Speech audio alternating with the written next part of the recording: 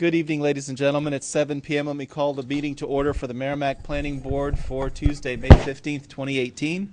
Let me remind everyone who will address the board to be sure and sign in on the clipboard that's on the table in front of me. Make sure the microphone's turned on so the folks at home can hear you. Our next planning board meeting after tonight is June 5th, 2018, 7 p.m. in this room. Matthew Thornton. Let me appoint Nelson as an alternate into a voting position, substituting for Lynn tonight. And with that, that brings us to our Planning and Zoning Administrator's report. Robert. No update for you tonight, Mr. Chair. Any questions for the board, for the staff?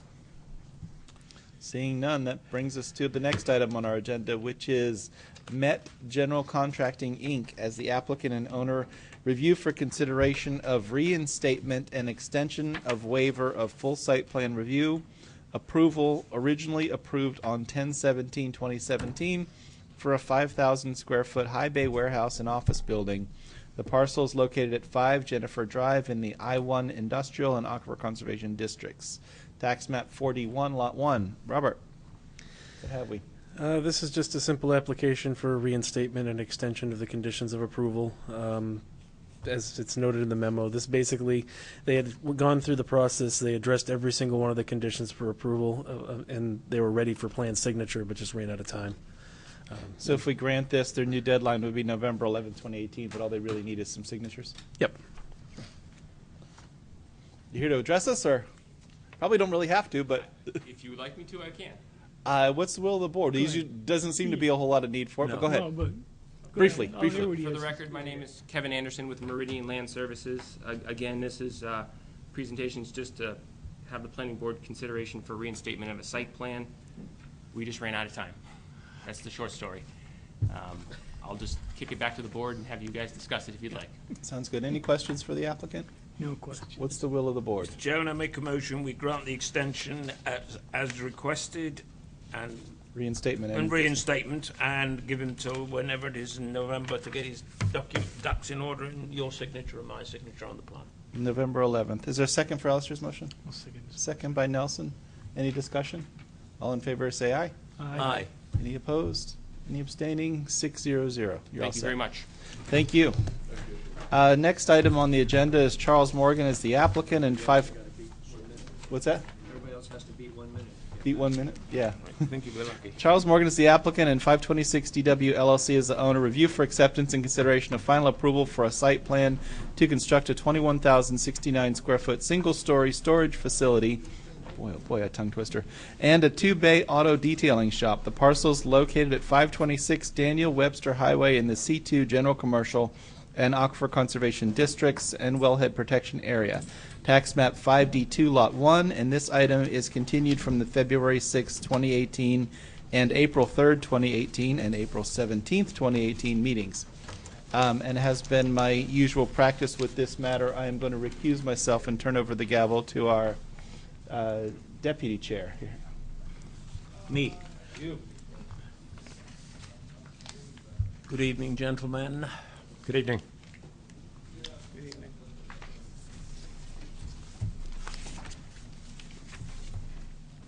We left back on the 11th with a few items that the board expressed concerns about, the sidewalk. Is your mic on? The green light's on. Maybe it's just not in front of me. I'm sorry. That's better. It Nelson. wasn't picking you up, though. Yeah. I'll make believe I'm back in a rock band. How's that? I'll get close to the mic and You're doing good now. I won't sing though. Good. Okay. Thank you. Oh, I'm disappointed. Yeah. Anyway, I think I've got the mic on now. Thank you. In any event, I'm going to let Eric Mitchell take you through some of the stuff that we've added to the plan, which includes some concrete barriers in relation to the sidewalk, as well as some landscape boxes to help kind of separate it and make it, I believe, a safer situation out there. We're not inclined to build a full raised sidewalk. We've given you an easement for it. My client intends to maintain the sidewalk in its current location. We believe it matches up with the abutting property to the north. And we think that what we're proposing makes sense. In addition, he'll take you through some other aspects or concerns that you had at the last meeting. So rather than have me pontificate. I think I'd let Eric kind of discuss what the plan is and what the proposal is and where we are with the various conditions. Thank you.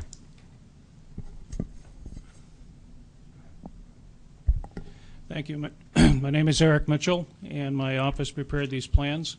One thing that was asked about, we did have 2 waiver requests, and I don't know if Robert has copies in his files of those requests. We believe we submitted them, but I have extra copies here because the response letter came back that they didn't see the copies. We thought we had submitted them, so I have those to give to the board.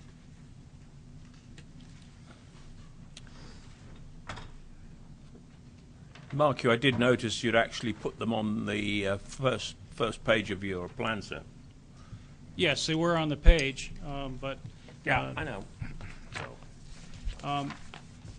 based on what we've done on the plan since the last meeting, we did go down through the staff review comments, addressed what we knew was necessary, and with everything that is on there, the 2 items that we have are the 2 waivers, which are on the plan and also in writing, and then also the sidewalk. We wanted to talk about that. All the other items that are listed on there for review items, I believe that if they have not been met, we certainly can meet them.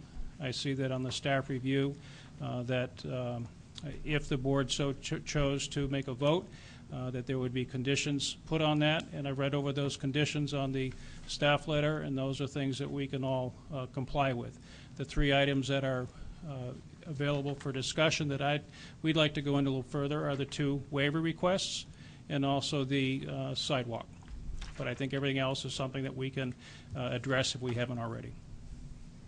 Please carry on. Okay. On the waiver requests, there's 2 of them. One regards to lighting, and the other one is to a landscape buffer.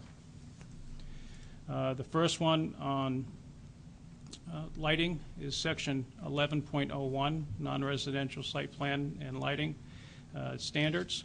We do show the lighting for the proposed building, and the lumens and how all of that is done. That is on the plan and has been on the plan. What we do not have on the plan is the lighting for the entire site. There were lights put over the doors on the new building built out back, but we're not familiar with the actual lighting that's on the existing building that was the Xyla building that was there originally. But we do have all the lighting show that's proposed to go on to the new building. So we believe this is an addition to the original site. So we would ask that the lighting be shown just for this building, and if a waiver needs to be completed so that we don't have to show it on the entire site, we would like to do that. The second waiver is section 10.01.4. Buffer requirements. It's required to have a buffer between the type of use we have and the residential use. The residential use to the south zone is to the south. However, there's a 150-foot public service right-of-way, utility line that goes through there, so we are not abutting any residential actual uses, but technically it's a zone. We did ask for a waiver on that on the original plan that was approved in 2015, and that was granted. So we would ask for the same waiver because there are no buildings certainly within 150 feet because that's the public service company easement. So we would ask for that waiver to be considered as well.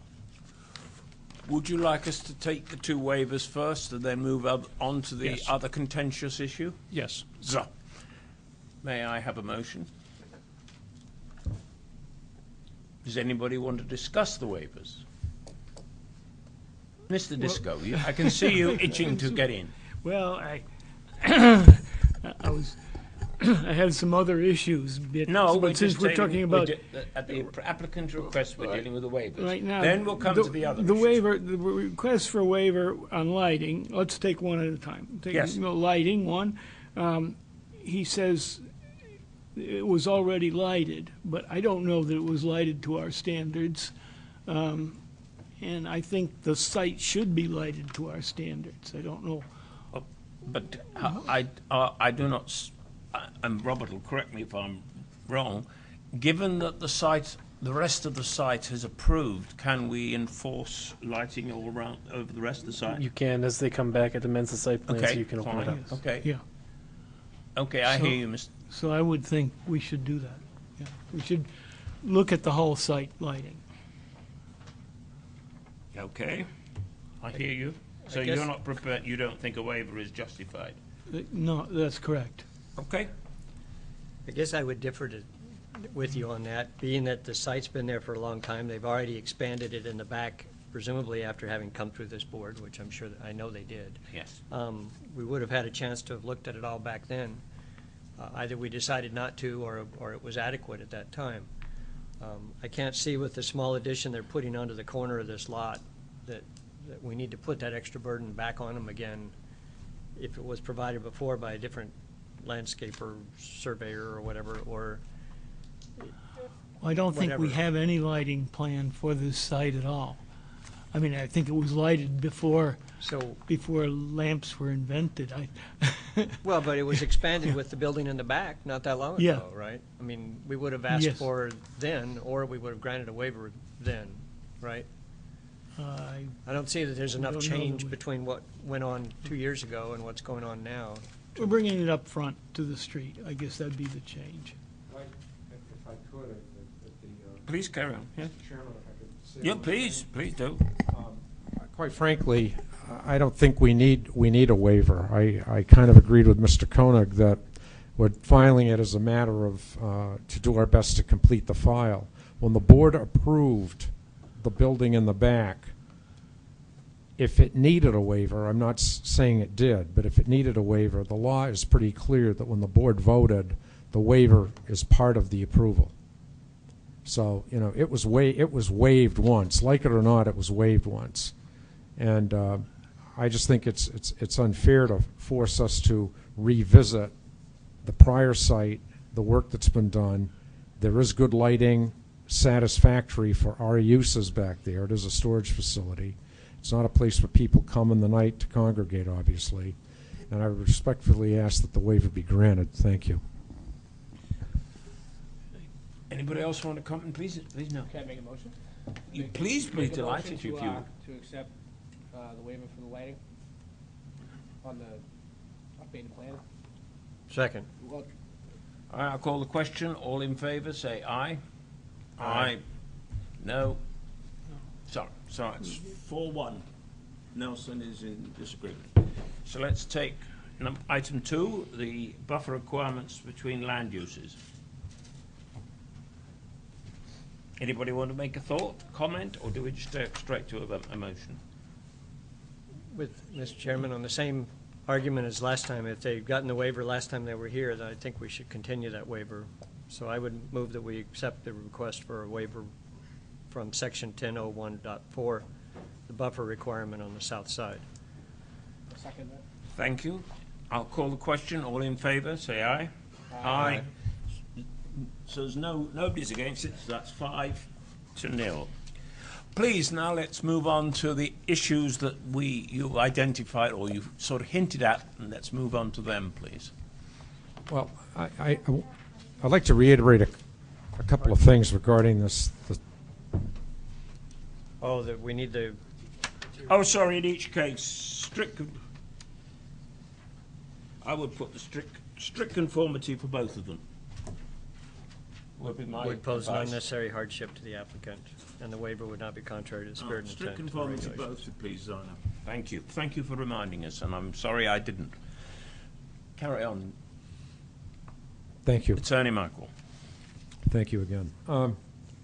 Regarding the sidewalk, again, I would point out that this was acceptable at the time the rear building was done, and I think with good reason. It's a long stretch. The parking lot is big enough and the paving close enough, but not on the roadway. There is still that landscape strip that we believe provides a bit of safety for pedestrians in its current location. More importantly, we maintain it. More importantly, again, I would emphasize that we actually gave the town an easement for that sidewalk in that location. There's an easement plan and an easement deed that I brought to the board's attention, which was recorded and is on record. And I believe that the sidewalk is perfectly satisfactory. I recognize that we need sidewalks in certain locations. I accept that. There isn't a lot of usage, but there is some. I'm not going to suggest that there is no usage. But we believe that by putting granite, the concrete blockers there, like, number one, nothing will intrude into that area again. Number two, we're going to add some landscape boxes along the landscape strip to, again, highlight that location. We believe that this is a perfectly good, safe location for the sidewalk. And the board so found, I would point out, back when we were here for the rear building. So I recognize that in a perfect world, we would like sidewalks to be identical, the same, and everything perfect, like the Stepford Wives. You walk in and everything's perfect. But I think we've got to take a look at this site, this location, and determining, do we need to go further on the sidewalk issue? I don't believe we do. My client has spent a lot of money on that property. He's invested in the property. You've seen it. And we just don't think that spending money in this fashion makes a lot of sense. We don't think it's fair, quite frankly. It doesn't really change the site. And we believe that the additions that we're placing on it are more than satisfactory to create a safe sidewalk for this location. Thank you. Has the board got any comments? Mr. Disco. Okay. Well, I have to respectfully disagree with Attorney Michael. A couple of issues here. I think that, one, the Director of Public Works has recommended that we put the sidewalk in the public right-of-way where the town can maintain it as they would be maintaining the neighboring sidewalks, those that adjoin to it. The layout of the sidewalk is shown on the plan. Doesn't match anymore, because since this original sidewalk was proposed, the neighboring property has been built, and that is in the process as we speak of building a sidewalk in the public right-of-way. Whatever the future brings, we're not sure, but we know that the town, it has need of sidewalk in this area. We know that it's going to have to be built in this area, and our policy has been to get persons who are developing property on the Route 3 to install sidewalks on their frontage, and otherwise the town is going to have to do it. So while Attorney Michael says it's expensive, it's also expensive for the town. So I will not agree with putting the sidewalk right. What's more, the applicant has shown that he hasn't maintained the sidewalk. We've been through a year with the sidewalk in the present location, and it was not maintained as stated it would be back in the day when we approved the last addition on this site. So I can't accept Attorney Michael's argument. Anybody else want to comment?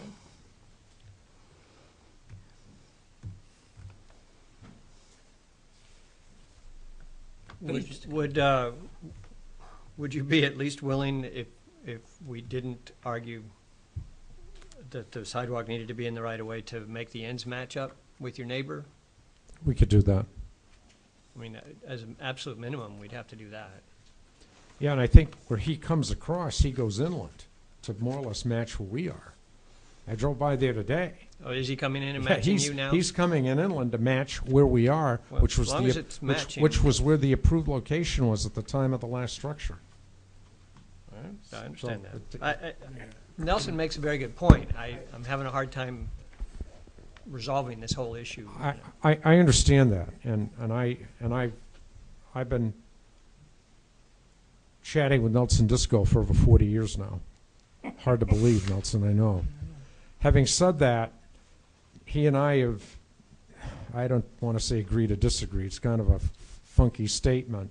I respect his position, but again, I have to emphasize that we have a sidewalk there, it works. We're going to make it safer.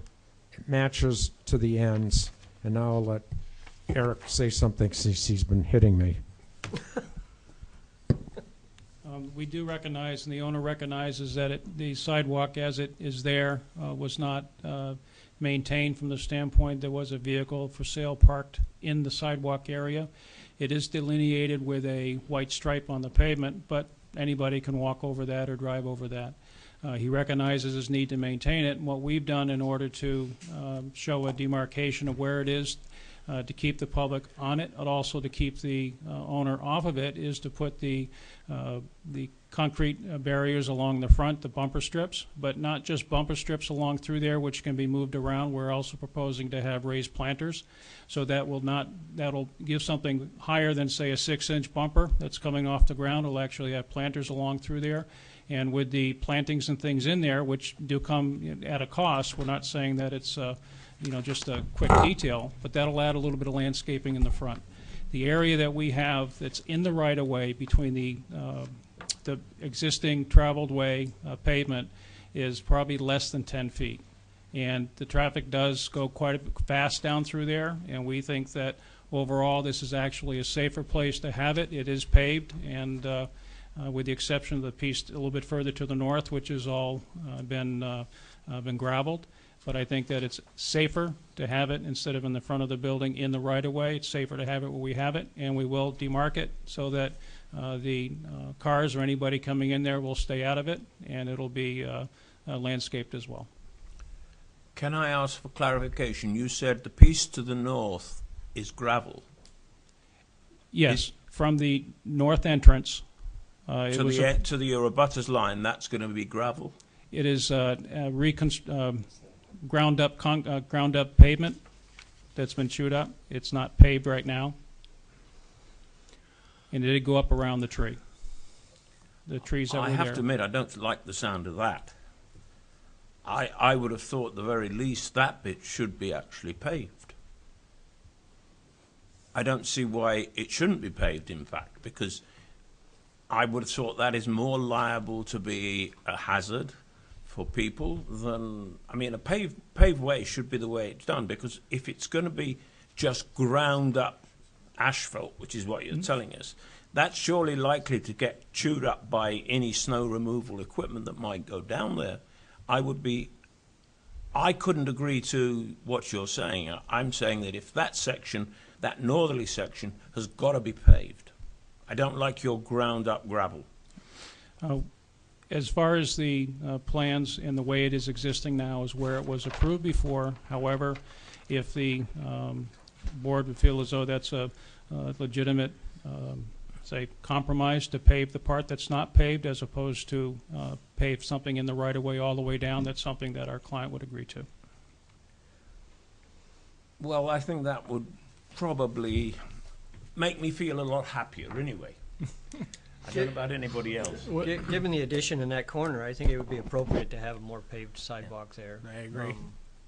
I realize that we didn't require that originally, but I think that was because there was nothing but a big parking lot, gravel parking lot in that area. I know that PWD is upset about not having a raised sidewalk and is pushing hard for that. I think the wheel stops and barriers that you're talking about there do in fact lend a level of safety to the people walking and the clearance of that space. And being further away from the highway, I think, is probably a better overall, as long as it can be maintained, so that it is accessible, at least as much as the town maintains the rest of the sidewalks along the way. We understand that. Mr. Disco, you all wanted to comment? Well, my comment was that one of the reasons, let me say that the Director of Public Works does not like gravelled sidewalks either. Not only do they get damaged by the snow removal equipment, but they also damage the equipment, which is even more. Oh, that's even more serious. More serious. From my perspective, yes, it is. Yes. So, are you willing to accept that as a compromise? I don't think so. I don't. No, I am not. I think we should do it the way the Director of Public Works wants it, and put the towns. Leave it to the town's responsibility to maintain it, and we'll have it matching the adjacent property. Okay, I hear what you say, and I hear what Mr. Koenig says, and I know what I think, but that's for later. Is there any other issue that you wish to address us on? No, I believe that if the board is in a position where they would consider the application and based on the staff's report with the conditions they laid out, we are okay with all the other conditions. The sidewalk. Okay, so you understand that once, if you got conditional approval, it's going to, the matter's going to go back to CLD for all your calculations to be checked. Correct. And the drainages, et cetera, et cetera. Yes, I do.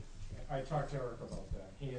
He and I had a chat about this, and we're okay. I said, please take a look at it, make sure there's no deal breakers, so to speak, so we're good with it.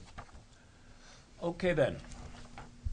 Mr. Chairman, are we going to talk about other things on this Well, site? if there's as something well? else you'd like to, please bring it up, Mr. Disco. Well, yeah, okay. One of the issues that's come up in this set of plans that I hadn't noted before was the appearance of the building as you see it from Route 3. We've seen for the first time, we've seen some architectural views. It is a plain building with apparent metal siding. Is that what the siding is? It's hard to tell from the plan. It's just a picture. And it has nothing attractive about it. This is the side as you see it from Route 3. It's just, I don't know what the length of that is.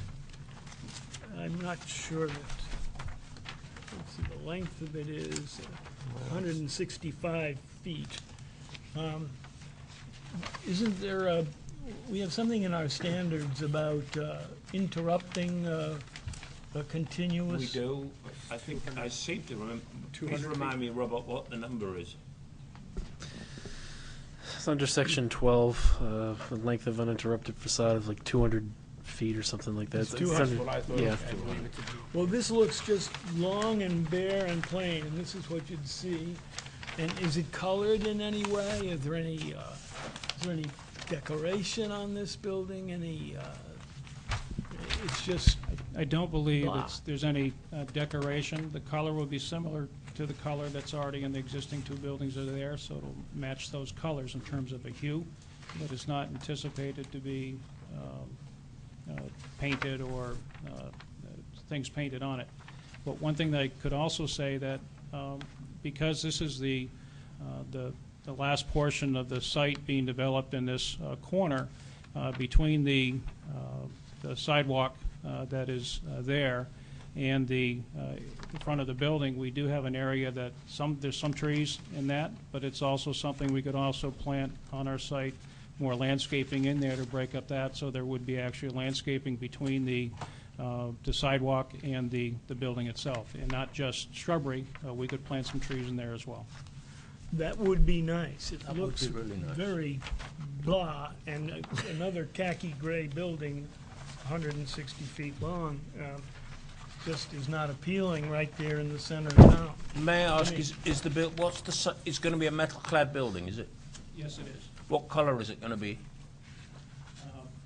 The reason I ask is that the building next door to you, on the northern side, which is where Student Transportation of America are going to be parking their buses, they put in a white clad building, and that's white. I would have thought it'd be nice if you actually had the same colour scheme, and then you can put your trees in front. Put some trim on it. We can talk to the client. The best that I could say is, and this is I guess an observation from my point, that I would expect the building to have a hue similar to the existing buildings on the property, Oh, which okay. are, but those are gray, either dark brown, dark gray, something like that. Olive drab. If the board has a recommendation that they'll have something different on this building, because it is the one closer to the road, that's something that I think the applicant take care of. He hasn't obviously ordered the building yet, or that everything isn't on its way, so that if there's a different color to be looked at, that's something that we could also take care of. I don't know what my colleagues on the board think. I can't argue with your request of white. I think that would look better. But just White a or plain yellow? white wall along there would White or look yellow or pretty some plain. brighter color than the olive drab. I just, Well, presumably, if you had a white building and then we had a Volt logo on it or something, would that satisfy you?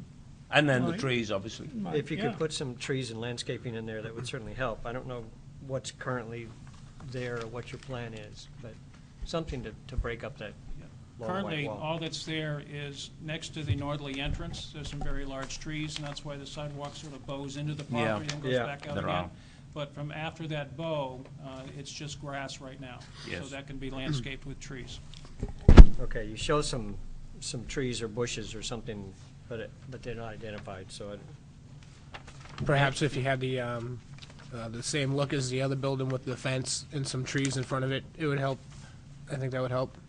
Well, the only reason I say white is the next door building, they're putting in the maintenance bay is white and the whole of the rest of the building is white.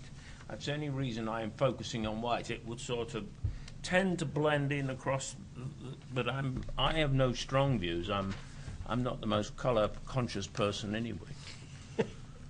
I'm usually not, but more olive drab, just, Yeah. more of that same would look just like a warehouse, and yeah.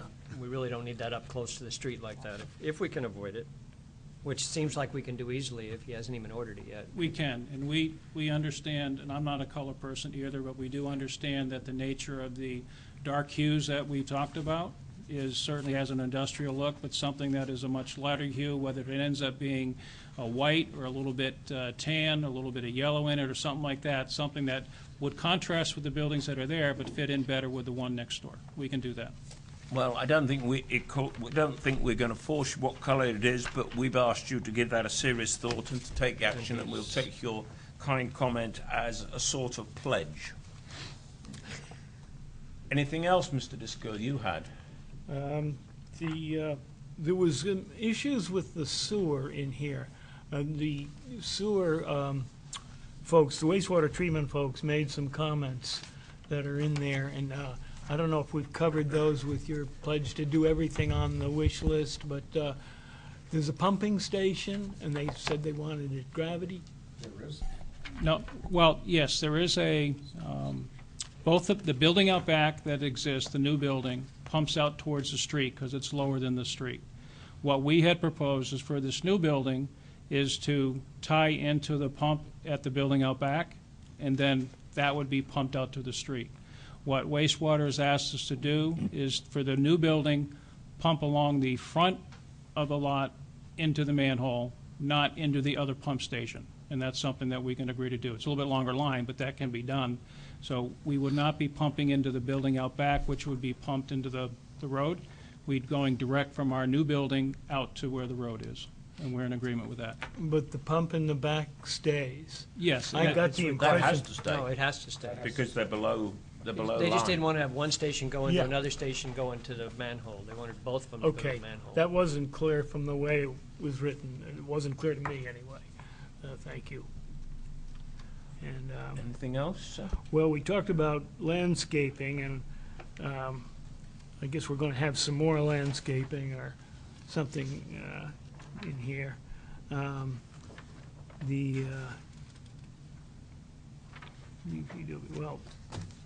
the no salt, there was an issue with salt and the use of, I believe that was tied into the original site plan in the first place for the extent when they built the back building, there was to be no salt because of their proximity to the... well, there are notes say well, green because pro. it's the wellhead protection area. They already got a ban on salt in that area. They've already got what? They already have a restriction on not using salt from when they put the second big It's building not on up the the back. plan then. Yeah, because- we'll make sure it's clear on the plans. To Okay, read. there- But it no was salt. there. Yes. I did look it up. Yes. Okay, then It should be on the plan. Mr. Mitchell, Conservation thank you. Commission missed it because they put in a comment to that effect. Okay. Those are the only issues I have, Mr. Milnes. Okay. Thank you. Thank you, Mr. Disco. Thank you for your kind going through it all. Does anybody want to take the matter the next stage, which is we do have a recommendation from the staff that if we grant conditional final approval, that they had to agree, in which they have, to all the further checks on balances that has been outlined in the report from Mr. Thompson, dated May the 9th of 2018. Does anybody wish to go further and give me something to discuss? I think the issue of the sidewalk hasn't really been finally decided on, so. Well, well, I think it has been. Well, all right. I'll take you. You discussed it, but we didn't make a It final has to be decision. part of the final condition. Well, of we'll approval. make it part of the Right. final conditions if that's what everybody wants. Right, Anyway, so if we make an emotion, either we change that or we leave it in. You may want to get public input. oh, yeah. Sorry, perhaps we should have. Does anyone in the public want to make any comments? Ah, somebody does, sir. Please come and join us. And please don't forget to sign in on the clipboard after you've finished. Am I on? Yeah, you sound good. All right. Your Don name, Miner? sir? Please give us your name. Yeah, Don Miner, 65 Donovan Court. I got some pictures, Nelson. Last time I was up here, last meeting, you said that you stated there was no sidewalk in front of the Dunkin' Donuts. That was a mistake. Okay, I just wanted to clear. I get some pictures for you. I'm okay with that. And it's in front of the post office. I also know that the DPW does not maintain them right now, and if it's on their list, they haven't done it. Again, I go to Dunkin' Donuts 5 times a day. You can go down and ask them. So it seems a little, what's his name, Charlie? Morgan, Yes. Charlie Morgan. Mr. yeah. Morgan. Mr. Morgan has stated he will maintain that front sidewalk. He's told us that before. Thank you. Oh. Yeah. Do you want to talk? I thought I was talking, Nelson. All right. You are. So- Excuse me. So what I'm saying is he's acknowledged his mistake. He said he'll fix it. I think you give him a chance. He's done a great job at making the building look great. Otherwise, it was a dump before. He's looking at a sand pit, want to put a building there. I've got pictures of residents not using the sidewalks in front of the post office and Dunkin' Donuts. They're actually using the parking lot. Okay, I've got several of them on my phone if anybody wants to see them. I think that it would be within, I think they should just use the parking lot with the stripes. So I have a question. Does the town come in front of you guys when they redo some road work and stuff, to change things? No. Okay. No. The town So- does what it wants. Okay, so my question would be, the town just did a culvert up by King Cone last year. That's right. Everybody remember that? Yes. Okay, so my question would be, how is it acceptable for the town just to use a white line on the side of a busier section of road that actually has people walking to King Cone every day? I've seen it happen. Why is that acceptable and this isn't, I guess? So why didn't the town put in granite curbing? Or why did, or other sections of Route 3? Why is this not happening, I guess, it would be my question. Well, if you will recall, so when you voted, if you voted in beginning Yeah, I first week in April, Tom sees me every we time. did actually have everybody. We asked everybody to fill out a survey, and we have got the results of that. We're not disclosing them at this time, but people have addressed their thoughts on Daniel Webster Highway, and that will be subject to further discussion in this board and then obviously by the town council. But I hear what you say, and I take the point, but life is what it is, and that job had to be done in emergency before the road collapsed. So I don't think you should entirely lambaste the town for not. Well, no, I'm not lambasting. I'm just pulling an example. Now, I take your here's another point. example. But- The town planned, it took their time planning another bridge in town, McGraw Bridge. Am I correct? Yes. Yeah, there's no sidewalk there either. Well, yes, but I think you'll find that when they come to do the other bridge, which is the one on Daniel Webster Highway, this board has already expressed itself very strongly to the town what we would like to see. Which bridge? The bridge on Route 3, the next bridge down near the MYA, which is Right. also, Well, by the way, it's- in the same right. sorry state. So I think you shouldn't entirely pick on. No, I'm pulling a couple I of take your point. examples of if the town actually planned. I understand the King Cone situation. Okay, there was a culvert just collapsed. I understand. But they took their time and planned that bridge. Also, the one out on Lawrence Road. People walk out on the back roads more than they do on the Route 3. Joppa Road's a busy road. There's no sidewalks there. People almost get killed every day. I drive it every day. I'm just throwing a couple of examples out, but it's perfectly fine that most of Route 3 is painted lines. I drive it every day. I'm sure everybody out here does. This is off the beaten path in a parking lot, off of Route 3. That's just my 10 cents. Well, I'm glad you gave us your 10 cents, sir, and thank you for your testimony. Okay. Does anybody else wish to comment? And don't forget to sign the... Thank you very much. All right, close the public testimony. What does anybody in the board want to do? Mr. Chairman, I would move approval of the,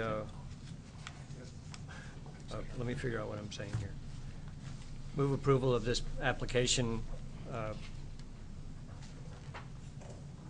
with the conditions listed in this outline, excepting in 8A, we would accept the sidewalks as proposed by the applicant, rather than insisting that they be raised. Including paving the northern section. Including the rest of the discussion we've had about the sidewalks here at this meeting, including paving the northern section, yes. Thank you, Mr. Koenig. Does anybody wish to second that motion? So I have no second to it. You can second. Would anybody like to make a second, if nothing else, so we can vote on it? All right. Well, go on, Neil, or shall Neil? Fail for lack of a second, so go on. It's going to fail for lack of a second. Oh, yeah. All right. Will somebody else make a motion? Have any other motion? Mr. Disco. Mr. Chairman, I guess I could approve, could make a motion to approve it with the, including the comments offered by the Director of Public Works regarding the sidewalk. And the other things, all the other things we've talked about here today with regard to landscaping and the appearance of the building and so forth. But you are wanting the applicant to put the full raised sidewalk across the front of the building. Is that what you're saying? Well, yes, the way the Public Works Director had recommended in his written comments to us. Does that motion have a second? Go ahead. Dan is seconding that motion that we accept everything but insisting on the sidewalk in front of the car to be a full raised sidewalk as per the note 8A in the memo of Tim Thompson dated May 9, 2018. And I'm showing show of hands in favour. All in favour say aye. Aye. Against? Okay, the motion is carried 3-2. Attorney Michael, you have what the board wants. It wants that full sidewalk because the Public Works Department. I heard that. Could I ask one thing? Of course you can. I ask one thing? If can I come up and show this to you, Nelson? Do you mind? Well, I hope you're going to show it to all of us. I mean, not just Nelson. It's a board. This is coming, they've designed their sidewalk to get us here. And I'm wondering if we could keep the pave unraised, because there's a lot of landscaping up at the front, and then raise it along the area of concern where you are. Yeah. In other words, kind of a two-part process, because this sits back a ways from here, along the building, and run it here, and then pick it up here, Nelson, and run it out. So can I make certain I understand what you're saying? You're going to raise the piece across the front, and the bit to the north you're just going to pave but leave it level. Yeah. All right. Yeah. I mean, I'm wondering if that. No, I believe that would be satisfactory, but I would like to just defer to the Director of Public Works on that final decision. Okay? And I have to accept that if that's the board's pleasure. And that would be my... The reason is, it's a lot of money to do this, and we've made that clear at the last meeting and tonight, so that's just, it's a request to reconsider that part of it, that's all. And I'm willing to do that if it's okay with the Director of Public Works. So are you making a new motion? No, it says No. that in here. Oh, The yes, I sidewalk know. detail shall be provided for approval prior to construction. Yeah, All right. there you go. All right, Yes. well, in that case, so your it's new in there. motion is saying that you approve everything as per what's on Tim Thompson's memo. That was my... That was the original. That was the original. That was the motion that passed. All right, so that passed. Okay, thank you for. at Then, least allowing okay, me that then reconsideration. does the applicant understand everything? Yes, we do. Thank you very much indeed. And I'd be delighted to hand the gavel back to my chair.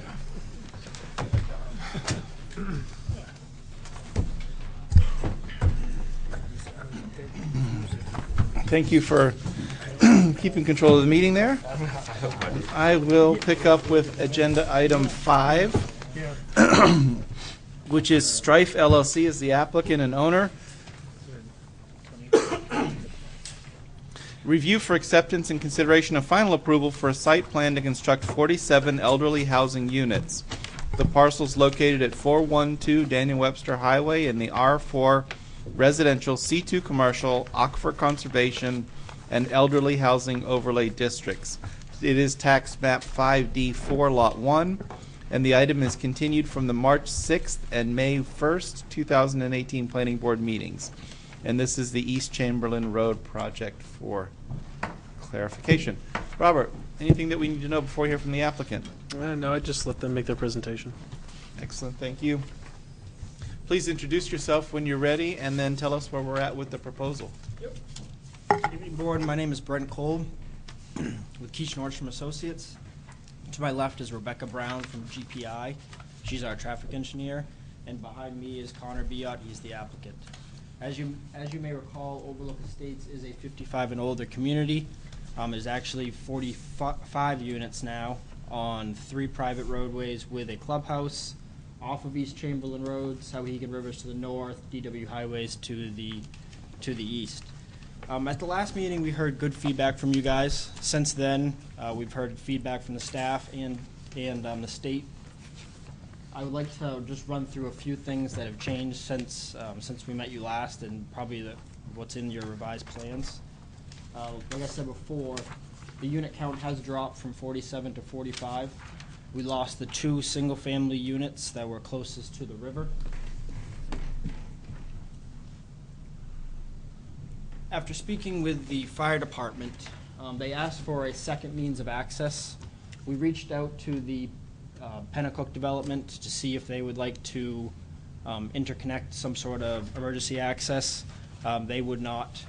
We offered monetary value, and still that was denied. So we worked with the fire chief and came up with a 16-foot wide gravel access through the DW Diner that I could show you. That kind of meanders through the sewer easement that's already there and then comes out into Abenaki Circle, which provides a second means for the fire and safety and everything. The board also requested that plantings down near DW Highway be planted. So we met with Eversource's arborist on site, came up with an approved planting and an approved location. You'll find that in your landscape plan. The applicant has worked with a local landscaper and a local plowing contractor to come up with a value for a homeowners association fee, which you guys had requested last time. That fee is roughly about $305 per month. That's approximate, but that'll be, he said that was pretty standard. And then the last thing was the parking. You guys asked us to put 2 or 3 spaces in and around the development. And if you go to sheet 1, I think you'll find that we put spaces towards the end of the cul-de-sac, a couple spaces along Canoe Lane, and then we expanded the spaces in front of the clubhouse with a few more there. I think we came up with a total of 20 off-site spaces that are outside of the driveways. And then at this point, I'm going to hand it over to Rebecca. And she's going to go through the traffic impact. Thank you, Brent. Excuse me. For the record, my name is Rebecca Brown. I'm here from Greenman Peterson. And we prepared the traffic impact and access study for the project. I can kind of go through it a little bit in detail if you'd like, or I can kind of abbreviate the study, but to give you an idea of what we did look at, the study area we had considered included the intersection of Daniel Webster Highway and the Merrimack Village signalized intersection to the north, which is the one where Rite Aid is located. It also included the intersection of Daniel Webster Highway and East Chamberlain Road. And then we also had included the intersection of Route 3 with Columbia Circle. And I'm just going to grab a... There's a portable microphone that you can use if you'd like to stand next to your plans while you're doing the presentation. Otherwise, the folks at home can't hear you. It's all the way over there. Just grab it off of that stand.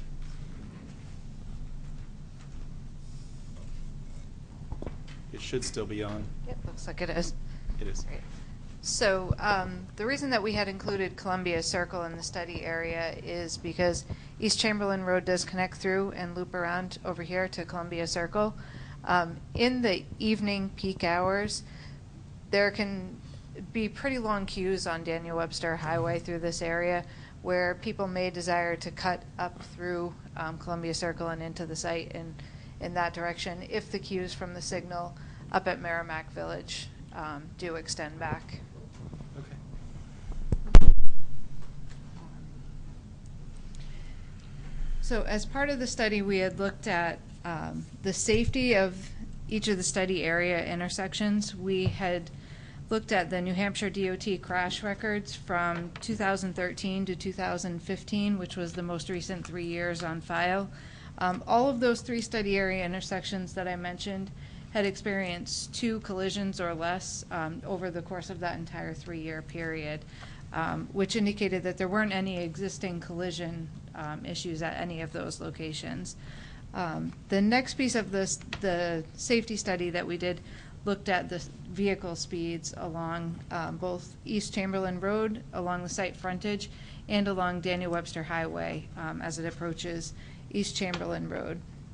And the reason those speeds were really considered was as part of the site distance requirements. In general, the 85th percentile speeds on those roadways, which is the speed at which 85% of the traffic is traveling at or below, on Route 3 was about 38 miles per hour, and on East Chamberlain Road was 29 miles per hour.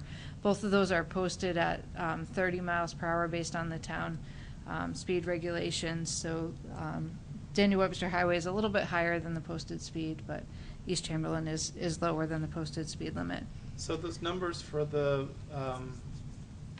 speed that cars are going, where does that data come from? How is it derived? So that is derived by laying tubes on the road that are spaced a specific distance apart. So they're actual measurements? It is, yep. Okay. So as each car drives over it, it records how long it takes between passing Did you do each of those measurements, tubes. or is that from some other study? We that did has been not. passed? So we always hire a third party to do the data collection. So we Okay. hired another firm to put those tubes out and do the turning movement counts for us. Yep. Perfect, thanks. But you did do actual measurements as opposed to going and finding somebody else's reports from 3 years ago or 5 years ago. Correct, yes. They were new measurements that Okay, were just thank you. recently done. Yep. Do And you those have were the- collected back in January of this year. Do you have dates of the week or times of the day for when those I do. So it measurements was were done over the course of a 48-hour period. Okay. It was done January, actually I might have that right here. January 10th and 11th, which was a Wednesday and a Thursday. Okay. That that's when the speed measurements were taken. Yeah. Okay. And it was over a 48-hour period, so that includes those off-peak times when people are going quite quickly because there's not a lot of traffic out there, as well as the peak times when people are traveling a little bit slower. So that speed data was used to evaluate the site distances that are required. New Hampshire DOT requires an all-season safe site distance on state roads of 400 feet. And at the East Chamberlain Road intersection with Route 3, we do have over 400 feet in both directions of site distance. Also, AASHTO has guidelines set for sight lines along a roadway based on the travel speeds, based on the 85th percentile speeds. Based on those, we would need 280 feet required along Daniel Webster Highway and 190 feet in each direction from the driveway on East Chamberlain Road. In all cases, we do exceed all of those, the sight lines, looking in both directions exiting each of those driveways. The next component of the study was to look at how much traffic is existing on the roadway today and how much traffic would be generated by the site to determine what the impact of the site-generated traffic would be on the adjacent roadway. As I mentioned, we did collect traffic counts in January. We did manual turning movement counts at each of the study area intersections. They were collected on a weekday morning peak hour from 7 o'clock in the morning till 9 o'clock in the morning. Also on a weekday evening peak hour from 4 to 6 p.m. And then as well on a Saturday midday time period, when you get a lot of people out shopping, doing their errands, from 11 a.m. to 2 p.m. And again, those were counted on Thursday, January 11th, and Saturday, January 20th. Those counts were grown to a peak month condition in accordance with New Hampshire DOT guidelines. Based on historic traffic counts, traffic volumes are generally about 19 to 23% lower during January than they are in the peak month condition. So we did grow those out by that same amount. And the count station that's used to make that adjustment is actually on the Everett Turnpike, which experiences a little bit more of a seasonal fluctuation than Route 3 would, where this is mostly commuter traffic as opposed to some more of that recreational traffic that we get onto the Everett Turnpike. We did adjust the traffic volumes to a 2019 opening year condition as well as a 2029 future condition for a 10-year projection.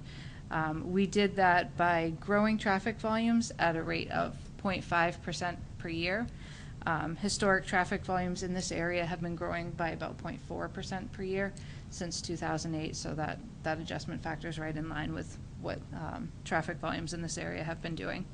We also added traffic that would be generated by other developments that are being constructed currently that are not yet open.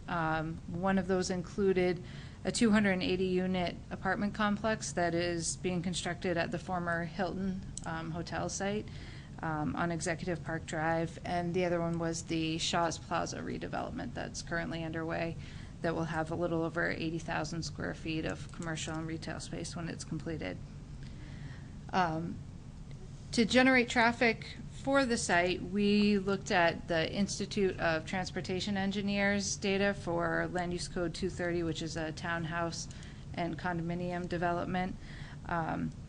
Based on that data, it was estimated that this site would generate approximately 28 trips in the morning peak hour and 32 in the weekday evening peak hour. And a trip represents either one vehicle entering or one vehicle exiting the site. So each vehicle coming and going would generate 2 trips, one when they enter, one when they leave. The majority of the traffic, obviously, in the morning is exiting as people are going to work, and in the evening is returning to the site. To distribute the traffic over the study area, we did do a gravity model that was based on U.S. Census Journey to Work information for the town of Merrimack that looked at where people who are living in the town are actually working to determine where people would be traveling to as they're leaving from the site to go to work in the morning and returning in the evening. Based on those projections, we were estimating approximately 10 to 37 additional vehicles on the study area on Route 3 to or from the north, which is approximately 1.5 to 6, or excuse me, one vehicle every 1.5 to 6 minutes. Once we had estimated how much traffic would be generated by the site, we conducted a capacity and queue analysis to look at the amount of delay that is generated at each of these intersections and the queuing that occurs. At the Route 3 and Merrimack Village intersection, which is the signalized intersection at the Rite Aid, that intersection, all movements through the intersection are proposed or are estimated to operate at a level of service D or better, which for a signalized intersection is typically considered the acceptable level of service. The overall intersection delay through that intersection will increase by less than 1 second per vehicle as a result of the additional traffic generated by this project, and queues would increase by less than 1 vehicle as well. So it's showing that there's very minimal impact at that signalized intersection from the additional traffic.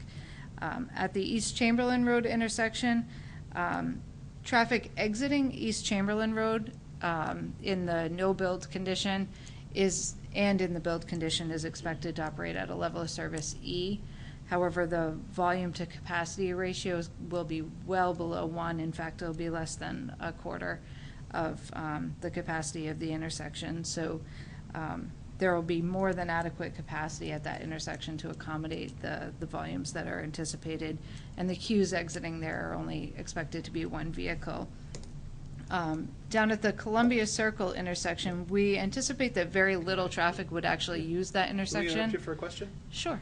I just want to understand a little more clearly what you just said. The capacity at East Chamberlain is fine, but the level of service is E? The level of service is an E, and the level of service really is an indication of the amount of delay that somebody experiences that's coming out of there, and not a reflection of whether or not there's adequate capacity there for someone to actually get out.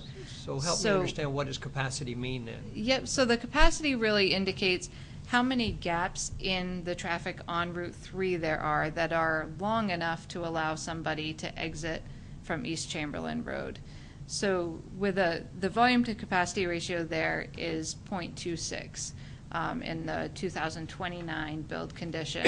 What that essentially means is that there are, of all of the gaps in traffic that are long enough for somebody to actually exit, the volume of traffic that's coming out of East Chamberlain is about 25% of the number of gaps. So we've still got another 75% left that we could fill in What the level gaps. of service would you be at if you got that much traffic going through that intersection?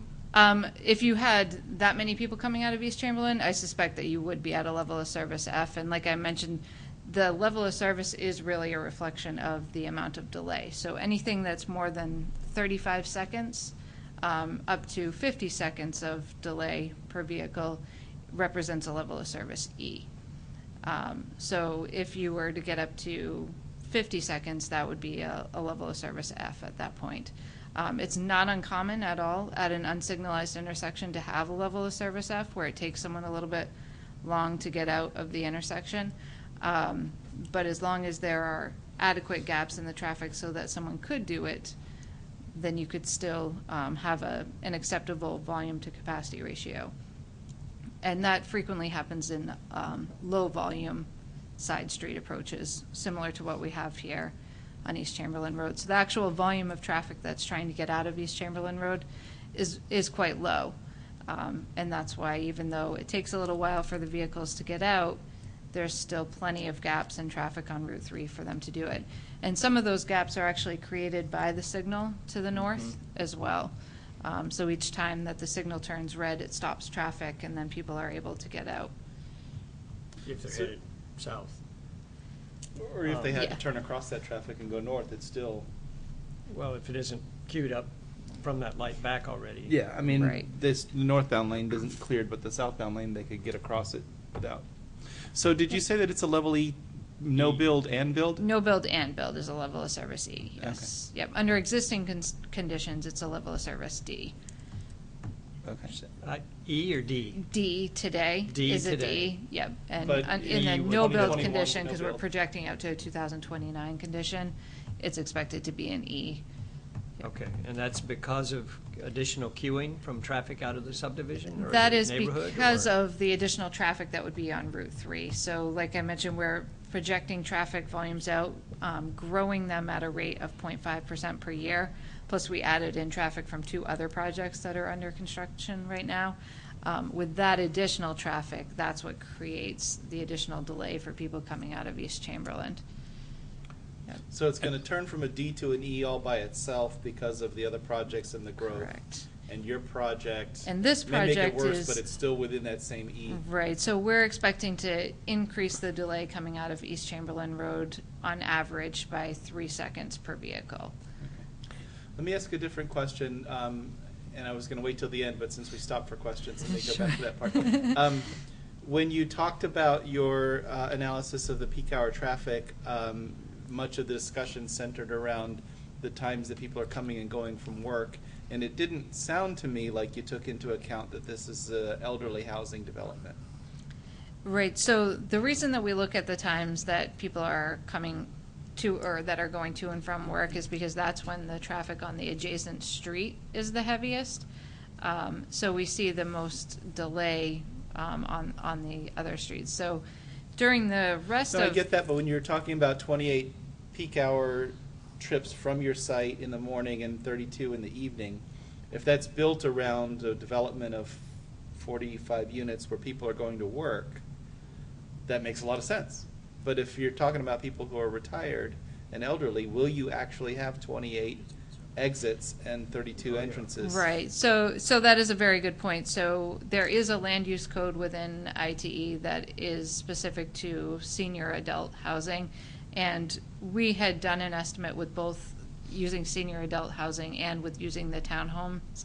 And the townhomes was the higher of the two. And for that reason, to be conservative, we used the Land Use Code 230, which is the townhouse condominiums. Okay. So you are correct that there would likely be less traffic generated by an age restricted than what we have estimated in the traffic study. And that was one of the comments by CLD in their peer review as well, that what we used was conservative. Do you remember what the numbers would be on the other model? I don't off the top of my head, but I may have those available right here. They're actually not as far off as you might think. They're about 20% lower. That's probably because in the current state of the climate, the elderly people are going to have to continue to still work. Working, yeah. And That's frankly, a very because good the point. unemployment levels in this area is so low, we old folk are going to be still working until we drop dead. But anyway, go on. Yeah, and the age restriction is... Sorry, Nelson. You aren't, but I am. Yeah, with a 55 and over community, there are obviously a lot of people who are still working. Yeah, dead right there are. 55 is not retired, yeah. Yeah, let's see if I have that right here. Yeah, I was curious because 28 sounds like half the families are not working, or not working during a morning day shift or something like that. Right. Yeah, and I apologize, I don't have that number right here, but it is roughly about 20% lower than. Okay. Thank you for letting us interrupt you with some questions. Alfred, do you have Absolutely. another one? Or? No, I've got a couple more, but I'll wait till the end. Okay.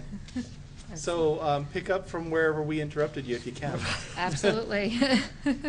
Yeah, so I was actually about to jump into CLD's comment letter, so that is kind of a nice segue anyway. So our traffic impact study was reviewed by the town's peer review consultant, by CLD. In general, they did agree with the data collection methodology that we used, the time periods that we had looked at, how we had adjusted traffic volumes to the future condition. As I mentioned, the conservative trip generation estimate, the site distance measurements, and the capacity analysis.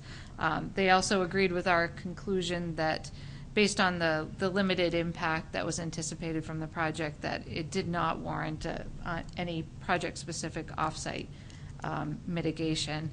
They had a few minor comments within their letter. One was that they had requested some backup information for how we had estimated the trips that would be generated by the Shaw's Plaza redevelopment.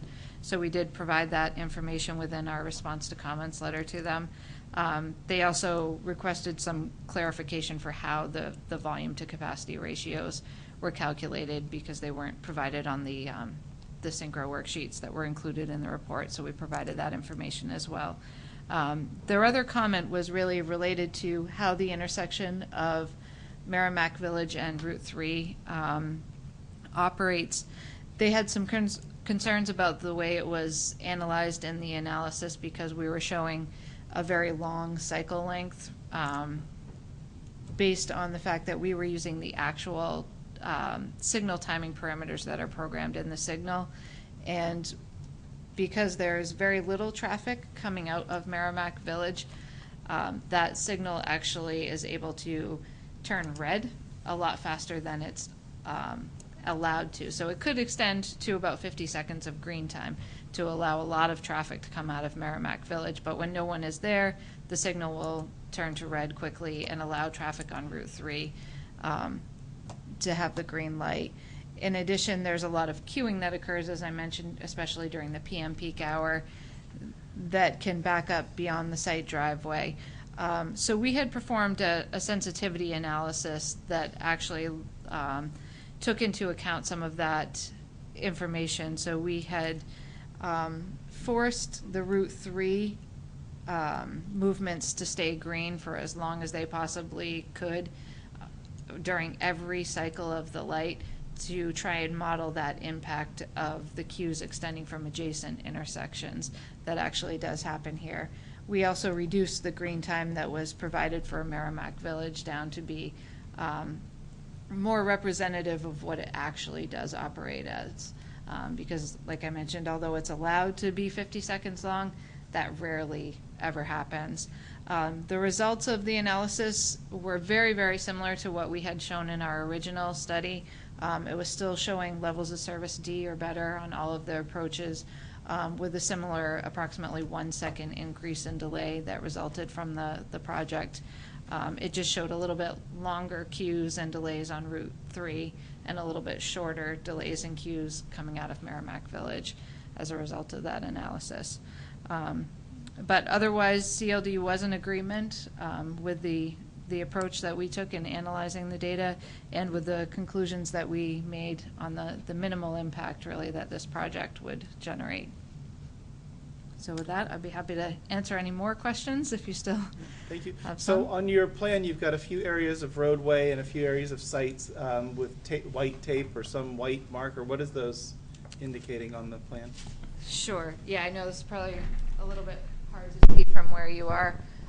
So this right here, is that what you're talking about? Yeah, those things, and there's one on the highway. there's Yeah, one so this just the says turnpike. East Chamberlain Road on it. It's just Oh, you're just a labeling the marker. roads, Yeah, just yeah, and this one's just Daniel Webster Highway. Oh, okay, I thought Yep, those were. and this box here is just representing where the site is located in relation to those roadways. So normally when I sit here and I hear a traffic study, usually by the end of it, I'm able to pick on the choice of intersections or the choice of times or the data when it's scaled up to the peak months and all that. But I'm sitting here and I can't think of anything to sort of look at and say, well, why didn't you do it differently? It was a great explanation. Thank you for Well, that. I thank don't know you. if other Mr. folks Chairman, would- I'd like to echo that comment. I think this has been one of the best traffic study presentations that I've endured, sorry, it's the wrong word, but sat through in a long time I've sat on the board, on not as long as Mr. Disco.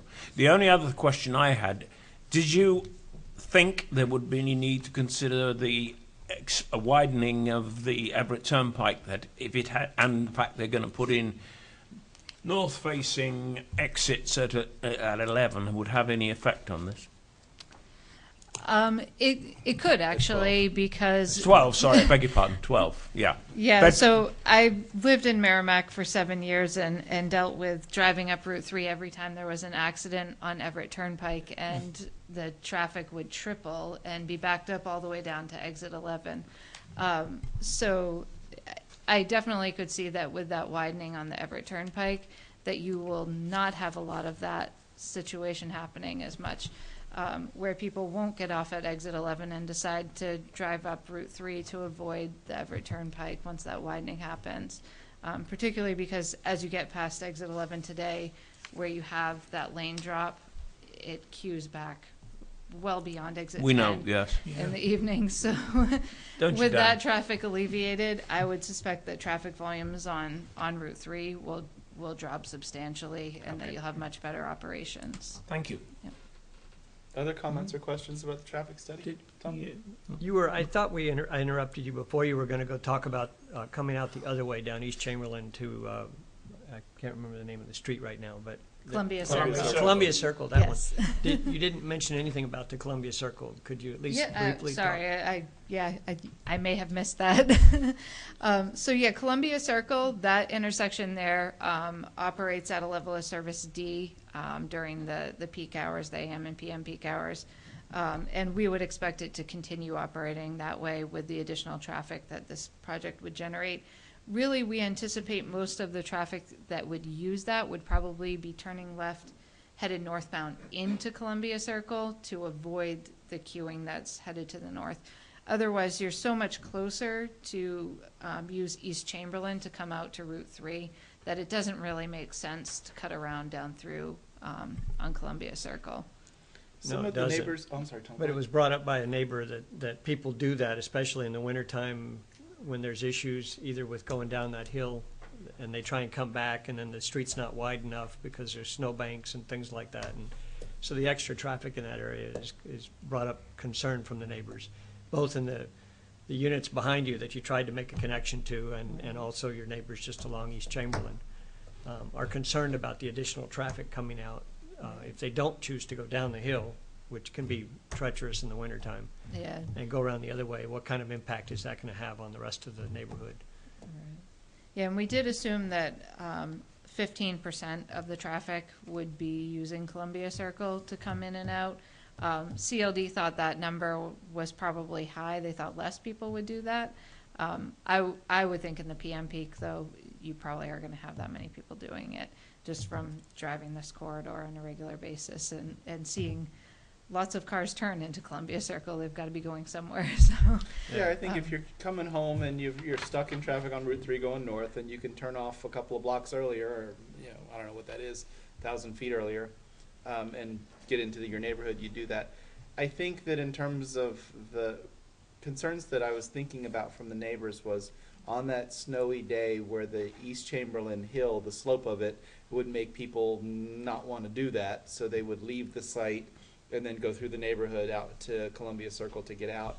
And although I think that probably will happen at a greater rate than 15%, that's going to be during the snowstorm, and lots of things happen with traffic during snowstorms that you didn't build for. I mean, But in fact, surely, Mr. Chairman, some of the site work that's going to be done on East Chamberlain to make it more acceptable, I think I'm sort of saying, speaking for a colleague here, that will in fact make that less of a nightmare than it currently is. right. I agree that there's some improvements. I think that the current slope of East Chamberlain Road's 12%. It's going to be 10%. Yeah, we're providing that platform down near the intersection for them to, be out a flat area when they're looking out. And what you said before about the narrowness with the bank, we're widening this road out and providing proper snow storage on both sides of the road. And I think that you explained last time you were here the limitations on the site in terms of why you can't make it any less steep than that. You're improving it by a couple of degrees, but that's about the best you can get out of it. And that certainly makes sense. I wish it was better. I think 10% slope is still too much, but it's improvement over the existing site for sure. Other comments or questions? No, I just second what you said about this being a very excellent presentation and report and analysis, and you've answered all the questions that I would have had. We get a copy of this report written, submitted as part of the package, right? So we will have it on file for future reference. You should have Yes. already received it. Okay, it's just the board doesn't get it, but the staff get it. Okay, I just wanted to be sure. I would like to ask the Community Development Department to try and encourage the use of this organisation, that they do a much better presentation than others we've had. Careful now. I have no vested interest in the company, Mr. Chairman. Thank you. Sounds good to me. Other comments or questions generally about the presentation by the applicant? Brent, is there anything that you wanted to add, or were you finished with your presentation? I was finished. Okay. If there's no comments or questions, then we'll open up the floor for the public to weigh in. Is that where we're at? Everybody ready for that? Well, the only question I would think, Mr. Chairman, is given your fire access, your supplementary fire access, going down onto whatever the name of where that development is. Right Aid. Right, down to Merrimack Village. the Merrimack Village. Two things. One, you're going to have to take out some of their parking. Has that been agreed with them? So there is an easement on their property for the sewer and for the town to come in and maintain. They have put parking within that easement. Our applicant has already begun negotiations, and the fire department believes there'll be no issue to get a few parking spaces striped so that they can have constant access between. Okay, and then the other thing is, I've noticed that even though you've got access with, as you say, negotiated, there is a tendency for people who are going into the DW diner to block that anyway, so I would hope that they're going to have to put suitable signs there just to make certain nobody leaves their car or trucks, and I'm thinking primary trucks, blocking the way that that access is going to have to be maintained for an engine to get out if it should need it. So two things. We do meet the maximum cul-de-sac, or the maximum cul-de-sac length. So we are under the maximum amount that the town says is adequate enough. So the second means of access is really a belt and suspenders thing. And from what I hear from the fire department, if there's a truck in the way, they're moving it. All right. But they, yeah. The fire department seemed like there was no issue getting these parking spaces striped or anything. I would still hope they put up signs saying, keep this area clear, but anyway. We have no I'll issue. put an individual sign on the windshield that says, please pay $250. Well, that's another way. That has to. I understand that it doesn't sound like it's going to be an issue, and I'm glad to hear that. But ultimately, that can't be a string left untied. That has to be actually part of the approval process. That that the end of that access way has to be open to that. I like the choices that you made with adding some additional parking spaces around the village. I think there was 4 areas that you've added the cul-de-sac. There's a couple between units 17 and 18, and then there's ones around the circle.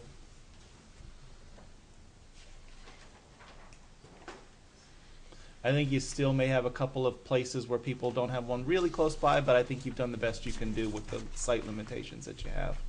I think giving up the extra 2 buildings in the back and the road that flagged off of the cul-de-sac was a good choice. I think that seemed like it was an appendage to the development rather than part of it. I assume since your neighbors to the west were not willing to give you an emergency access to their lane, they also weren't willing to talk about pedestrians and access to the bridge by the Sauhegan? Correct. How'd that conversation go? Give me a little more of the flavor of what happened with that. I sure can. Yeah, go forward.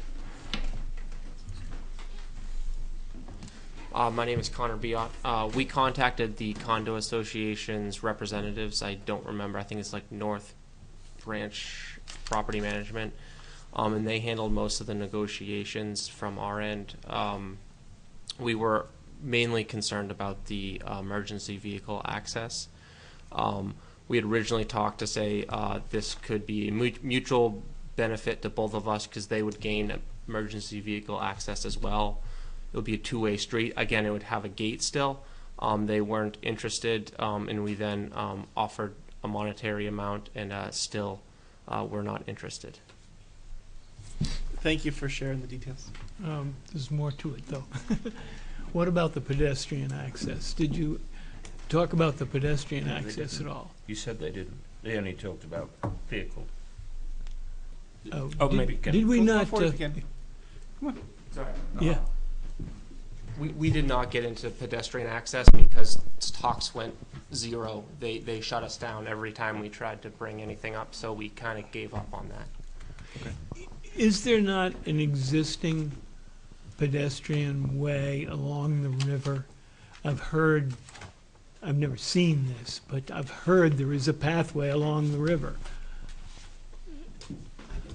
Yeah. Yeah. So hello.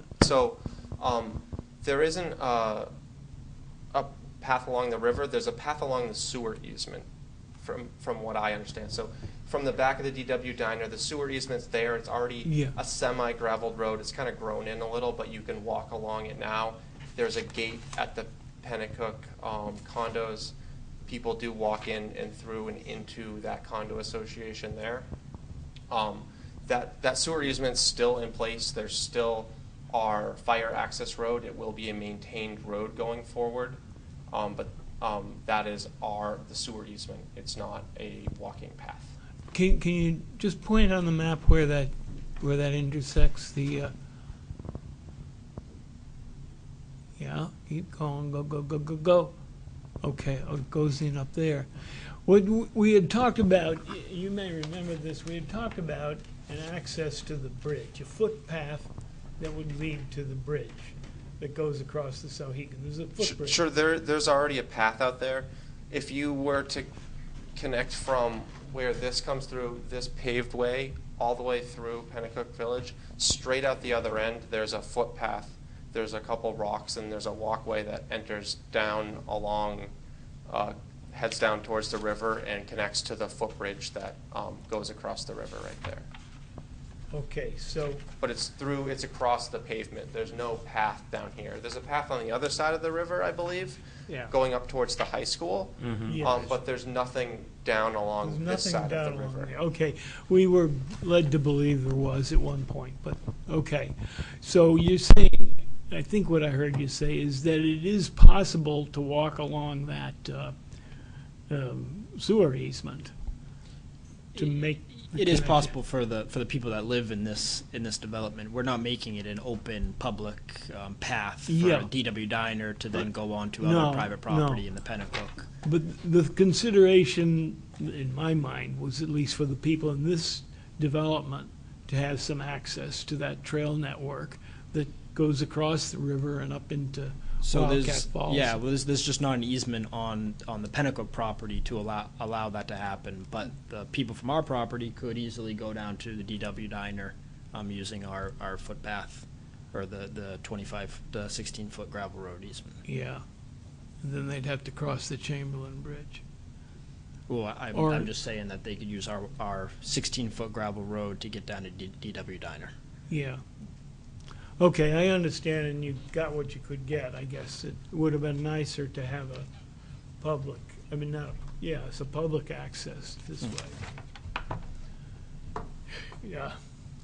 What's Okay. done's done, you know. Understood. Any other questions or comments? Okay, let's open up the floor for public comment and opinions.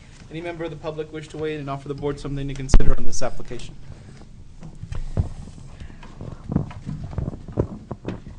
Thank you for returning the microphone. Yeah, thanks a lot.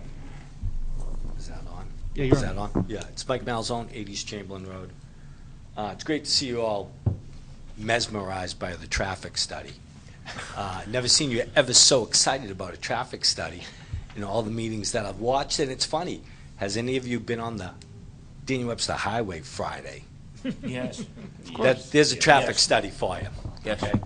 I did one myself, and East Chamberlain Road and Columbia Circle are D's and F's, which F is being the worst score possibly. And that's before this is being developed. But with that being said, I'm recommending, in my opinion, to have the contractor leave the hill alone. Why do anything to the hill? It will save you millions of dollars if the guy doesn't have to regrade the hill and do that over, because if you can't fix the hill, why do anything to it? It's at a 12, why go to 10? Now, if I may approach the map, can I take this with me? Yeah, take the mic with you. It's totally designed not to go up and down the hill. And if you look at how the street is coming out of East Chamberlain Road, it's to purposely go to Columbia Circle. Now, if you're going to come up the hill, which this is Daniel Webster Highway, and you're going to come up the hill like this, it's very difficult to take this turn because this is curving up to purposely bring people to go down to Columbia Circle. Clearly. How are you going to come up this road and make that turn with it being angled already going into this direction? Now, you're pushing all the I'm sorry? Isn't that a 90-degree intersection? Or? Yes. It doesn't look it on the drawing. But is it? On these it is. It's pretty perfectly 90 degrees to me. Do you have a And protractor with you? no, it doesn't matter. We're not. Okay. We're So- receiving your testimony, not having an argument with you. But go ahead. So coming up this road, the rest of East Chamberlain Road, instead of putting the money on the hill and not being able to fix a problem that is there, we're already in agreement that at least she's saying 25% of the people are going to go out the Columbia Circle way. I disagree. I think it will be higher than that. And when it snows, it's going to even be double higher than that. But the fact of the matter is the rest of the road's only 16 feet wide. What's the requirement? According to the town standards, it should be 24 feet wide. It's only 16, so why would we widen this part of the road and then funnel it back down to 16 after you go past that? That's just a recommendation from somebody that lives on the hill. And there's more cars than what was said that's going on, going past that. There's that many more cars at the other condo development down at the other end of the street. You took a dead-end street with 20 houses on it, and you've put 40 condos at one end, and you're putting another 40 here without doing anything at all to that road is not fair. I'm not trying to stop this development, but you can't keep sticking it to the people that live in this town. Really. You look at what's happened in the last 10 years in the town of Merrimack. We got one-hour hotels, we got meth labs. I mean, who's responsible for what's transpiring in this town? Mr. Mills, it was only last week at the last planning board meeting that you talked about your friend in Hollis and how much he's getting for his home. And you were very surprised at the amount of money that he was getting for his home. That's because the town of Hollis doesn't do all types of variances with the zoning and planning boards. Oh, may you be They forgiven. stick very, very, very adamant to how many, houses are on a lot, and there's a reason why Hollis is what it is. Mr. Mills, And We're receiving testimony. yeah, there is a reason. They don't let things like this happen unless they do things to the community. We're having a hard time. We talked a lot about the development and that the need for housing that was discussed at your GSI meeting or whatever it was, regional planning meeting.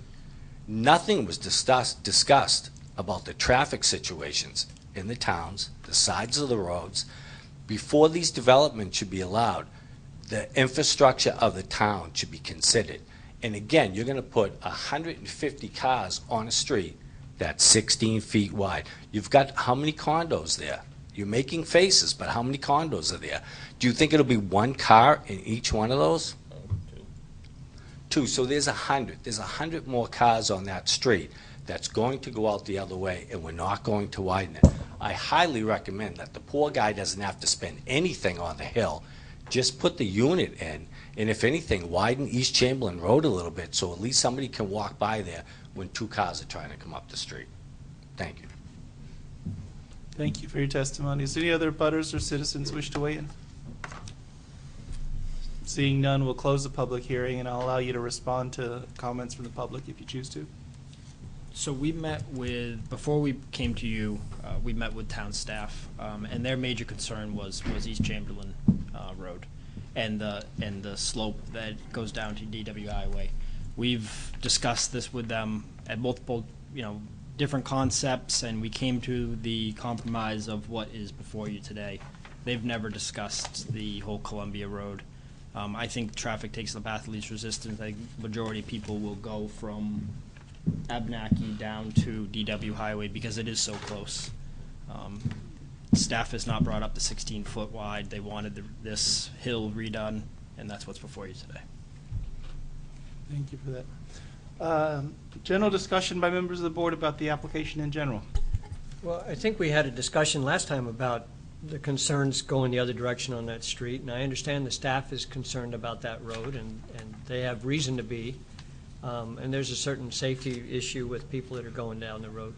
But I think the neighbors have on the spot concerns about the road, and really is a strong issue. If you look at that road in the wintertime when there's snow on it, people trying to avoid going down that hill, which is not going to be improved enough to make it better in the wintertime when it's icy and things of that nature. Folks are going to want to go the other direction, and they are going to be finding themselves going down a one-lane road and dealing with traffic that's trying to go two ways. And so I think the abutter brings a very valid point and a concern. You've taken a fairly small, sparse neighborhood, and you've added now 85 to 90 units between the two. You're not, 45, but yeah. It has been done. Without making improvements to the roads there, except for now talking about making an improvement from your road down to DW Highway. I think it's certainly a valid concern. I was hoping you guys were going to pay a little more attention to the discussion from last time you were here. And I agree, staff is focused on that hill. That's what the Department of Public Works does. Thank you, Tom, for your comment. Other members of the board with comments or questions? Nelson? Nothing to add. Thank you. Then the public hearing's closed, Mike. Are there other What's the will of the board? There are no waiver requests. Mr. Chairman, I make a motion that we agree to this, we grant conditional final approval to this project, subject to all the conditions in the memo from Robert Price dated May the 10th. But in addition, I'd want to be built into this that there is some agreement with the owner of Merrimack Village that they concur with the changes that are going to be enforced to allow a fire emergency exit for the fire department. So motion to grant conditional final approval subject to conditions in the memo, plus the requirement that something be sorted out with respect to the parking spaces at the end of the fire access. No, not sorted out. It's got to be, there has got to be, in my opinion, a legal document between this development and the owners of Merrimack Village that they concur with the thing. It's got to be a legal right-of-way grant, I would say. All right. You're the lawyer, but I So, think it's got to be deal with the second first. Does anybody want to second the motion? I'll second as well. Second by Nelson. So, what legal document you require between the two folks and what the fire department has in place or what there already exists for an access easement allows there to be like 10 different ways to solve this problem. And I don't want to necessarily use some language that inadvertently complicates everyone's efforts to resolve that. I think if the fire department's satisfied with the result, that's typically as far as this board's ever looked. I disagree with you. When, Fair enough, it's if I may go back, when Buckley's restaurant wanted exchange use of the restaurant that they didn't at the time own, and we agreed a pedestrian walkway through, that particular cut through for to be able to share parking was in fact conditional upon an illegal agreement, and that's why I'm. Yeah. I know Buckley's now parking over easements are a different cat. All right, But okay, anyway, you're the lawyer. the motion has that in it, and it's seconded. So I'm not. If we get to the point that everybody's voting for it, I'm still supportive of the general approval. That's not going to hang me up. But I think, Mr. Chairman, what Mr. Milnes is asking is that there be some kind of documentation. Right now, we've got a site plan that shows parking spaces right smack there where we don't want them. And I don't think that he or I are satisfied with the idea that the fire department said, well, we'll move the cars if they're in the way. If there's a fire or an no, that's emergency. not what the fire department said. Well, that's what I understood. No, the applicant and the fire department are talking about blocking off those spaces and striping them up, and if somebody violates that blocking or striping, the fire department is going to move somebody out of the way. I didn't understand that from Did I the way get it that was right? presented. Absolutely right. And the agreement wouldn't be between us and the DW Diner. It would be between us and the town and the DW Diner and the town, because it's an easement we're giving an easement to the town to come and. Okay. As long as it's all legal. But either way, I mean, I'm not stuck on the language of the approval. I'm not arguing with you. I'm not either, but I had understood that it wasn't going to be tied down, and that's why I think. Oh, no, we're I wasn't, absolutely- it wasn't sort of catch as catch can on those parking spaces. No, I didn't, that wasn't what I thought that they were proposing or extending. That there's there's protection. Properly documented arrangement to cover that access. That's why I want. Okay. That sounds like your motion and your approval is that, so. Yep. Yeah. Further discussion about some of the other concerns or anything else with the application? If there's no further discussion, we'll call the question. All in favor of the motion to grant approval, say aye. Aye. Any opposed? Opposed? One opposed? Any abstaining? 1, 2, 3, 4, 5, 1, 0 to grant final approval for you. Thank you, guys. Appreciate it. Thank you. That brings us to item 6 on our agenda, which is NeighborWorks Southern New Hampshire as the applicant and the Granite YMCA as the owner. Conceptual discussion of a potential site plan for a redesign of a previously approved 57-unit elderly housing development into a conventional 45-unit multifamily development. The parcel is located at 315 Daniel Webster Highway in the R4 residential and aquifer conservation districts and portions of the 100 and 500-year flood hazard area. It is tax map 4D4, lot 43-1. Robert, is there anything that we need to hear before we hear from the applicant? Just to fill in while they're setting up a little bit, This applicant's been before you previously with a concept to redevelop the former Melton property. To do that, the way it was designed, they showed 45 units. They would have required a variance from the ZBA to allow the density that they were looking for. Melton did not need that as an elderly housing project. But this applicant did go to the ZBA last month and did receive that variance. So they're just coming back before you tonight to get some more conceptual feedback on a slight change to the design that you saw a few months ago before they finalize their application to generate a formal submittal. Thank you for the introduction, Robert. I have two correspondences that the department has received on this application. Robert, will you please remind me when we get to public hearing to make sure that those get into the record? Yep. Thank you. Could you tell us exactly what the variance was for, what it said? Yep. So the variance Yeah. was to allow a density of 5.5 units per acre. Oh, okay. Thank you. Thank you. Okay, please introduce yourself again and tell us where we're at with the project. Good evening, Kevin Anderson from Meridian Land Services. And my name is Robert Turney with NeighborWorks Southern New Hampshire. So while I'm waiting for the projector to speed up, really quickly, the purpose of tonight's design review presentation is to bring the board up to speed with our current status of our project. As the board will recall, we were before you back in December of last year, where we presented this concept that's on the screen. We presented to the board and received feedback from the board and from abutters. Comments included project density, traffic, environmental concerns associated with the wetland, flooding, interconnection to Island Drive. So we heard their feedback and we revised our concept to what you see up on the screen now. We've eliminated the connection to Island Drive. That was a point that relieved quite a bit of comment from a lot of the abutters during the zoning meeting, which I'll hit in a minute. We kept the development away from the steep slopes and the wetlands. We pushed the development as far away from the residential properties to the north, which is over in this cul-de-sac area. This concept actually meets all building setback requirements, and I do not anticipate requesting any waivers from the board. Touching real quickly on the ZBA application, we did receive approval for a density variance to the tune of 5 units per acre, or a total of 45 units. The real purpose for tonight's design review presentation is to get feedback from the board with regards to traffic. I couldn't ask for a better application to be on before me, as they're right down the street from me. They did a unbelievable job presenting the issues with traffic in this area.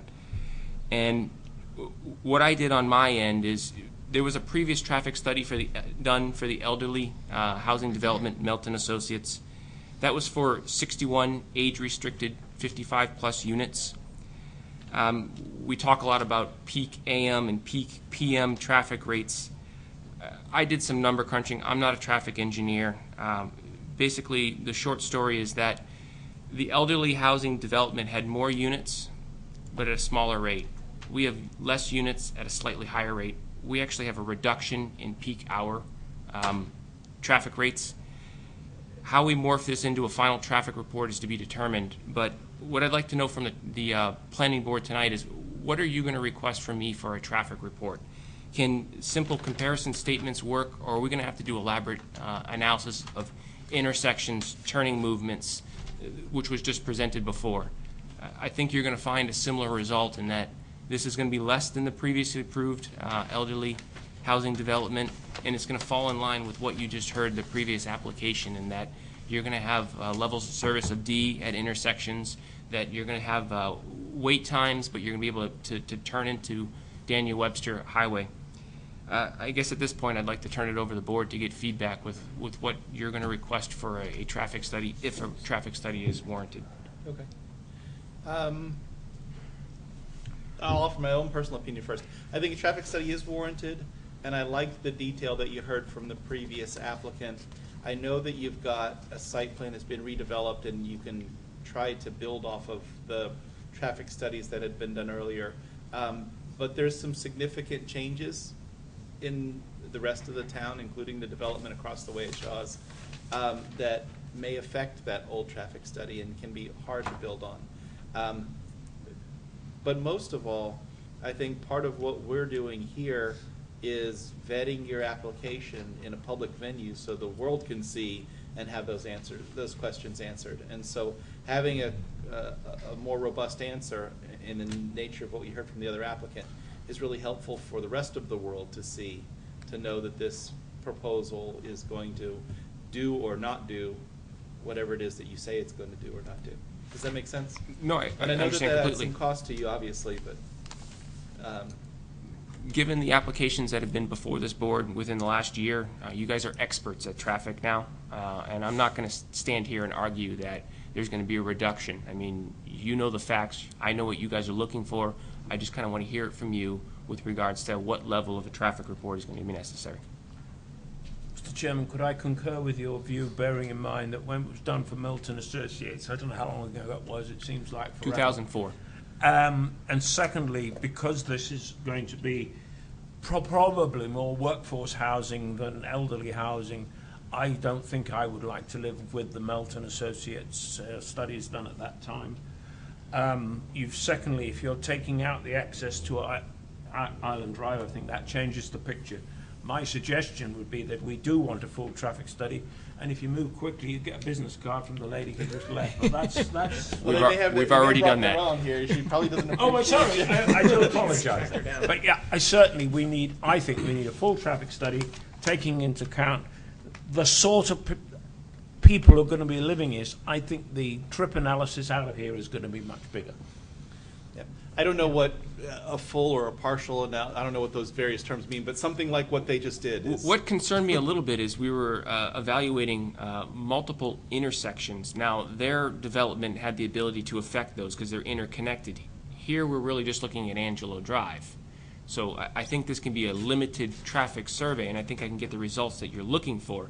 But am I going to be asked to see how this development affects Columbia Drive and then East Point Drive? yeah, there's and then definitely going to be some limits. So let's take a look at the, on DW Highway to the north, how far away is the Shaw's traffic signal? To the I'd north say of it's Angelo probably less than Drive. within, half a mile. I was going to say Right. within a half a mile. That's half a mile. Half a mile? And you're probably about the same half a mile from the Greeley Street. To the, No, I'd say it's less than that, but Less than that. Quarter of a Right, mile close, to yeah. Greeley Yeah. Street. Yeah. It's just a little bit up from Dunkin' Donuts, so I mean, Okay. And I think So that closer to Greeley than, and the Dunkin' Donuts adds, to my mind, both the Dunkin' Donuts and the King Cone, particularly now that bridge has been chained, or the cul, whatever you'd like to call it. I think we need to cover certainly between those two traffic signals. Yes, I would agree. I would also, it seems you've made a decision here to only have one entrance. I'd like to know what the effect of another entrance is, how that affects the traffic for both the getting in and out of this development. That's something that's in the back yeah, of my that mind. gets, Yeah. I see the reason to want it. I think ultimately the applicant's entitled to propose a development and analyze his development and not analyze the one that he didn't propose. True. But anyway, let's talk If about this that is a a little more. decision that's all made and done, I guess. Yeah, if What this is is your the- plan and you're the sticking with it. concept? Now, frankly, when you talk about the Dunkin' Donuts over by Greeley Street in terms of entering onto DW Highway and left turns, that parking lot, that Dunkin' Donuts produces more than you or that other guy development will ever produce, just at the coffee shop. And people don't sit there for an hour. no. You get through it in a couple minutes. well, but but- the other impact that you're going to have on Angelo Drive is to go like 100 times the amount of traffic that's currently there. I mean, you're certainly going to change. Granted, there's two houses and a business that use that street. One can't argue with your calculation there. There's two houses and we're proposing 45. I mean, there's obviously going to be an impact to Angelo Drive. I'm fully certain Angelo Drive can handle the added traffic from our development. Well, that, and you've also got just about where Angelo Drive comes out, you've got the lane drop, because you can swing two vehicles side by side from Greeley Street into DW Highway there. But roughly where Angelo Drive comes out is where the thing's got to be forced back into one lane to go over the culvert. Yeah, that's happening back here by Brown Insurance. That lane's already dropped by the time you get to Well, Angelo. yes and no. Often you Well, find there's people space. are still struggling at There's that. room for people to queue up out there, and Yeah, people can get by. I think we want a Yeah. proper analysis in that area anyway. So if you're looking to see how the development affects the lane drop, turning movements, that can be incorporated into traffic analysis. Any improvements to Daniel Webster Highway, I think we all know that there's really nothing on the docket from the state, any improvements, and there's really no room for improvements to be made, so. No, I think we just want the analysis. Yeah, I think that any more information that we can provide you as to what you need for a traffic study, or you gotta. I think I have the parameters. I'm going to leave it to the experts to weigh in on what they feel is pertinent and necessary for a report to basically explain what our development and proposal is.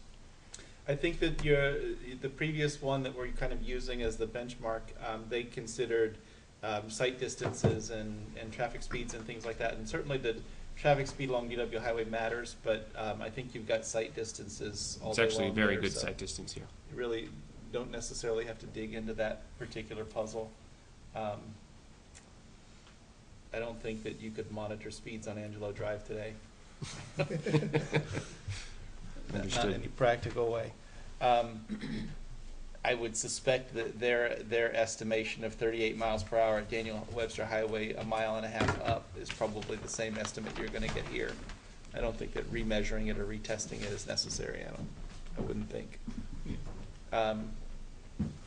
Is there any more feedback on the traffic side? No, I had an opportunity to just get back in front of the board, so I took advantage of that opportunity just to get us feedback, especially related to traffic. I think I have a handle on stormwater management without the use of the pervious pavement, parking. I think I have a handle on all of that, and we're So actively. The parking that you got 10 spaces in front of each building with 5 units in the building, and I think our formula probably says that's a little bit more than each building requires. As we talked about with the previous applicant, they've got a little bit of a different structure where they're putting parking spaces kind of in a little driveway looking thing in front of each building. And you've got a little bit more parking that looks like it's community parking, but a little bit of extra for guests, That has been taken into account. Yes, we've basically taken parking regulations and what the needs are and added 10%. Okay. So, some things to complement on your plan. I think that you've got some nice open space and you've got some nice sidewalks. I like the island in the middle between the first couple of units. I like the cul-de-sac at the end instead of just doing a hammerhead at the end of the row of buildings. I think that you've done some nice stuff with that. Talk to me about the choice between 1 and 2 entrances. I'm not necessarily critical of it. I want to hear what the fire department thinks. Well, definitely, we're going to need to get the fire department's blessing on that. There's actually quite a bit of design issues with adding that second egress onto Island Drive. It's a very narrowed down necked section that goes over existing culverts. There's a lot of permitting involved, potential filling into those wetlands. We had already had initial conversations about whether having it gated or not. The town was against having it gated. There was a lot of pushback from the abutters on Island Drive with concerns of traffic going that way. While that can't be an argument, it's something that did weigh our option. An additional pavement and length is additional cost. That's not benefiting the development at all. This is all private pavement. You're going to plow and Correct. maintain all of this yourself. So you weren't going to get any more buildings that way, but you were going to get another 300 feet of pavement to plow. Exactly. Okay. I think that there certainly was a lot of public comment in every time this proposal's come up in any variation from the folks on Island Drive, and they clearly did not like the connection that was there. And I think that my memory as a board member was it was supported because the fire department wanted to have 2 entrances or 2 egresses. So It was found a way to Department of satisfy Public them. Works that was the proponent of the interconnecting to Island Drive. The conversation has not gone to that extent with the fire department at this time. Okay. Ultimately, I think that their feedback is going to be pretty important to you. I think if they're telling us, don't approve it unless it has 2 entrances, then that's going to be pretty persuasive for the board. At the same time, if they look at it and they say we're satisfied with it because it's less than the length of a cul-de-sac, and we've got the right turnarounds that we like, and we've got this other configuration that allows a side traffic to go by these other, if they're happy with it, I'm pretty persuaded by their issue when it comes to that question of 1 or 2 exits. I think that as much as you make the folks on Island Drive happy by cutting it off, the folks on Angelo Drive are going to look at that and say, well, that stinks. You know, it's going to put more and more traffic towards us. So it's a catch-22. I think it's always been known that Angelo Drive is the primary point of egress and exit from this location. Island Drive, I don't think was going to see any traffic from this, so whether it was connected or not, Angelo Drive was going to see the additional traffic from these units. Mm-hmm. Nelson, you're leaning forward for a question, or are you just looking at the map? Well, I was doing both. All right, let him have it. If I could just switch questions here for a moment. I don't know where you stand with regard to the present shoreland protection zone, but you'll be subject to today's rules, Correct. which I think are different than Melton's rules. His application actually had started prior to the enactment of the shoreline permit, so he was exempt from it. Okay, This that's what case, I thought. we need to comply with shoreline permit. You know that. Yes. Okay, just so you know. And this layout does? Yeah, he's pulled back west of the sewer and all that kind of stuff, which is. I'm outside of the sewer easement, which I was on top of before, especially with Which is- Melton Associates. Which is very good. We're Good in the idea. fringes of the 250 of the shoreland, so, Yeah. I mean, it's a permittable project. I'm not Yeah. overly concerned. Okay, as long as you've looked at that, I wanted Yes. to be sure. Neil? I had a question about the map that I have here. It shows area that map? shows that the property goes all the way back. Yeah. Correct, yes, to the easterly corner. And I noticed that it looks like Angelo Drive on the print that we have here. There may be a continuation or future for a continuation of the road. For Angelo Drive? Yeah. Not that I'm aware of. Okay, I'm not quite sure then what. I think that might be a sewer easement you're Oh, saying. There okay. is a sewer easement, no more than that. Yeah. So is there any potential for future development down in that area at all? No, No. it's unbuildable land. It is. Floodplain, wetland, etc. This was all part of a big parcel that completely surrounded Horseshoe Pond at one time, and that's why you see that leg going down there, but that leg is really not usable for development. Okay. No, it is not. I just in case we needed to consider it All for the way future. around to the backside of the pond, along the railroad All the- tracks, and all the way Over down the to railroad tracks and all the way to the river, right? Okay. Yeah. So you got some frontage on DW Highway, a big chunk in one area and a little spot in another. And that's going to put you in a position to either build sidewalks or ask us to let you not build sidewalks. I'm not going to ask that of the board. I'm going to be proposing sidewalks. Okay. Thank you. DW Highway? Yes. That was part of the Melton Place project. I don't see it fit for me to try to ask a waiver for that. Thank you. I'm speechless. So's Nelson. I'm happy. I've attempted before with this board and have been unsuccessful. If you're able to, in your design, since you're going to have some sidewalks along the DW Highway, connect them with your internal sidewalks. We will look into that. I believe the thought was to bring a sidewalk down Angelo Drive. There are some slopes there that I need to look into to make sure that this isn't a cost-prohibitive option, but it would be ideal to connect it down It into would our be. development. It would be. It's a good thinking. Yeah. I mean, if Angelo Drive won't work and you can connect off of the Hammerhead by, are these buildings numbered? Building 5, or they're all 5-unit buildings. The building that's I know most where to you're the looking west. towards the cul-de-sac there, or? No, on the other end, where the first couple of buildings are, Okay. there's a hammerhead that points towards DW Highway, right, where there would be some sidewalks. And If you I could- can get the slopes to work to meet ADA requirements, I will look towards that area also. Terrific, thank you. One item I'd like Yeah. to point Yeah, out it's to tough.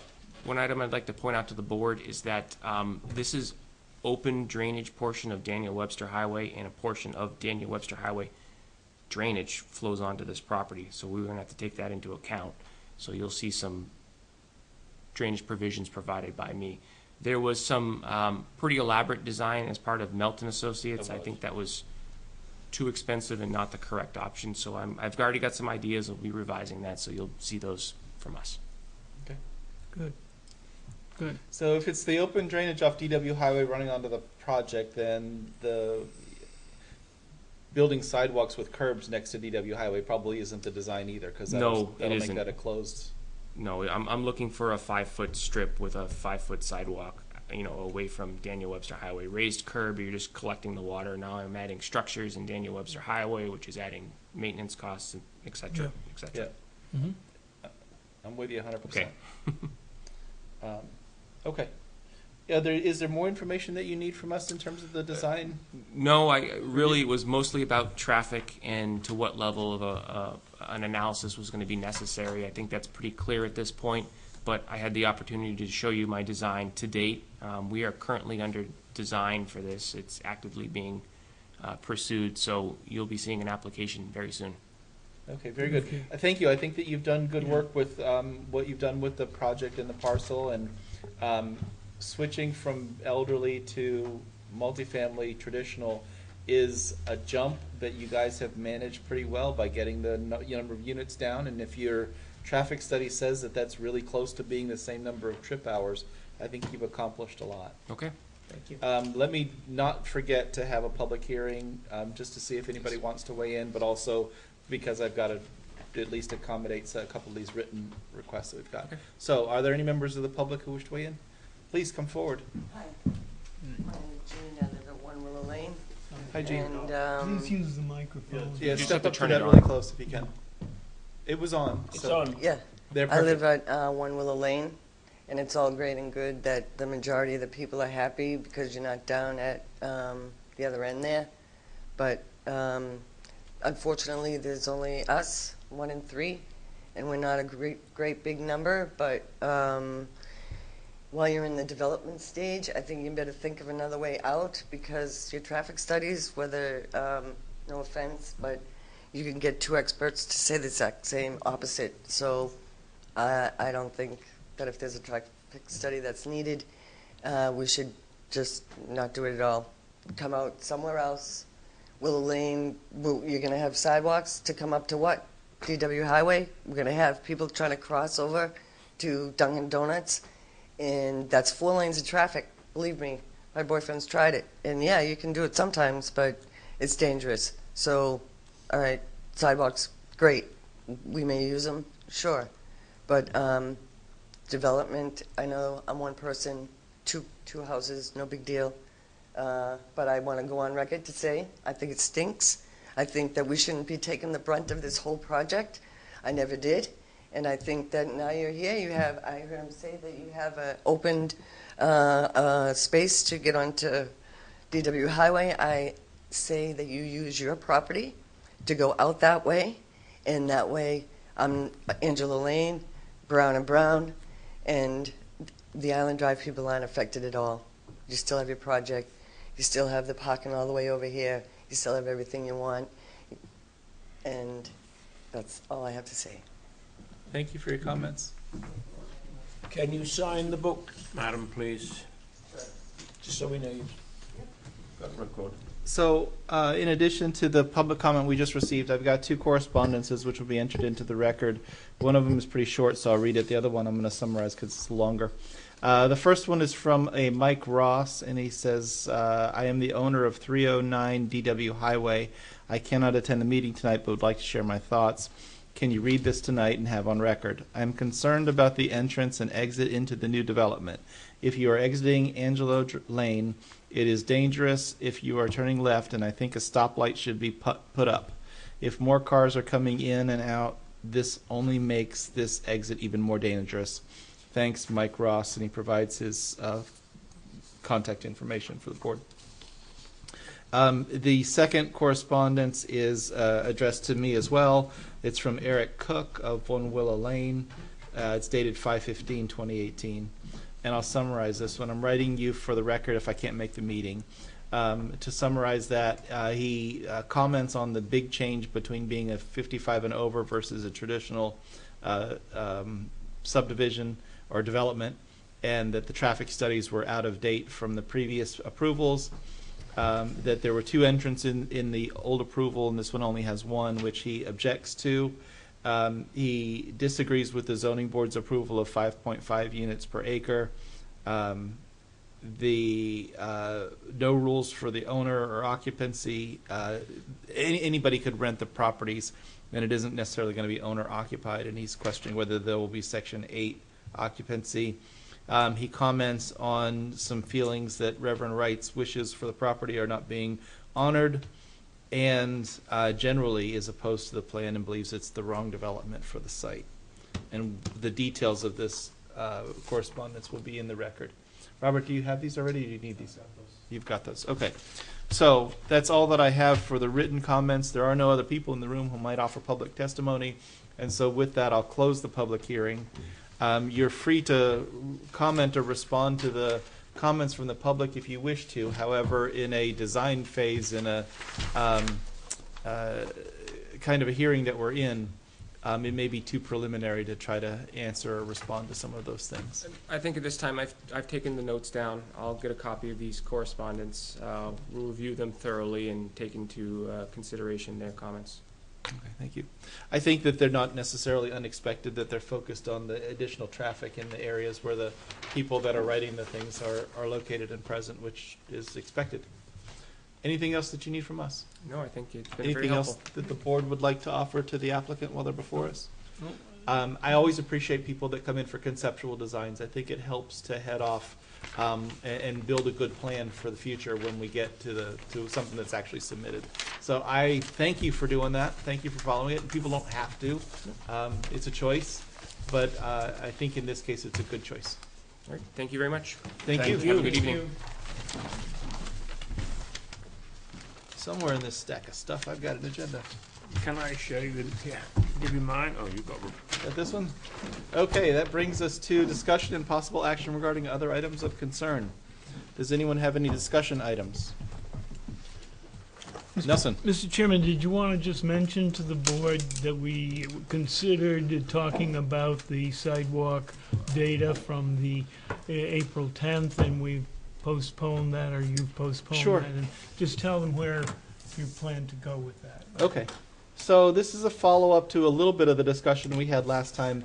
Nelson has taken a shot at compiling the results from the survey that we did at the polling places. We haven't had a chance yet to hear from NRPC. I think Nelson may have distributed to members of the board and maybe to some others what the results of his work were. But I want to have the planning board get a chance to comment on all of that and to hear from NRPC and all of that. I don't mind if that discussion occurs over several meetings, or whether we hold that until there's some combined information for NRPC.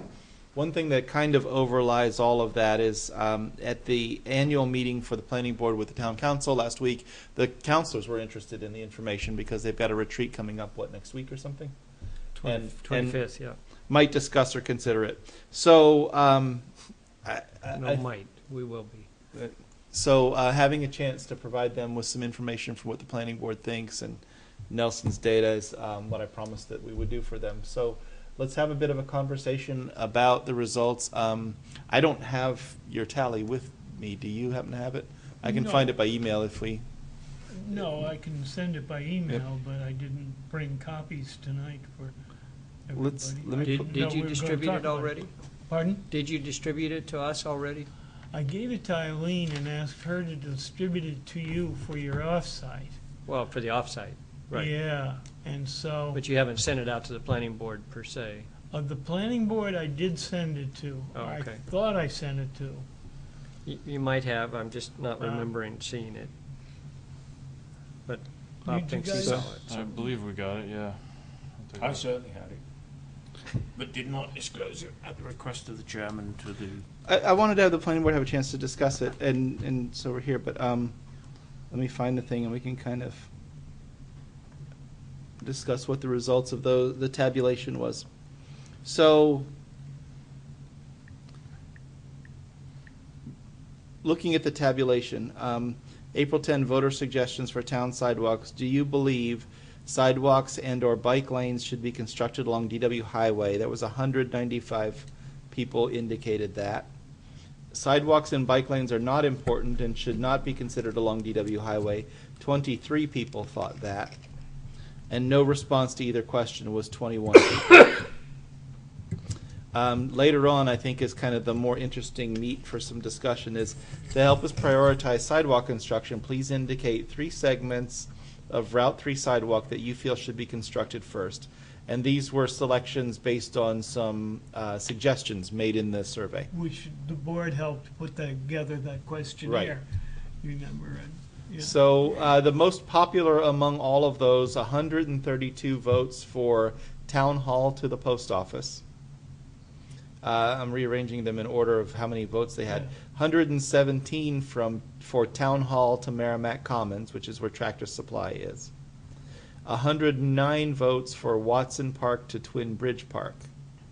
Some of those sections kind of overlap each other. Yeah. So a lot of focus on that center part of town.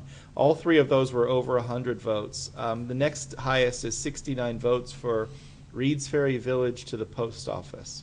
So that's coming down from Shaw's north on down this way. Yeah. Past the vault and all of that stuff. 54 votes for Watson Park to Rite Aid Plaza. 32 votes for the area of the Merrimack Hotels, Residence Inn, and Comfort Inn to Greeley Street. I'm sorry, I skipped 39 votes for both sides of Route 3 in Reed's Ferry Village. So up around Bedford Road intersection. In other areas of town, there were also some choices that the applicants could, that the survey takers could vote on. 109 voted for Merrimack Library to the police station up Babusick Lake Road.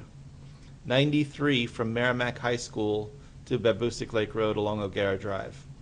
86 voted Joppa Road to Merrimack Middle School, which is the segment needed to complete all of Babusick Lake Road to the middle school.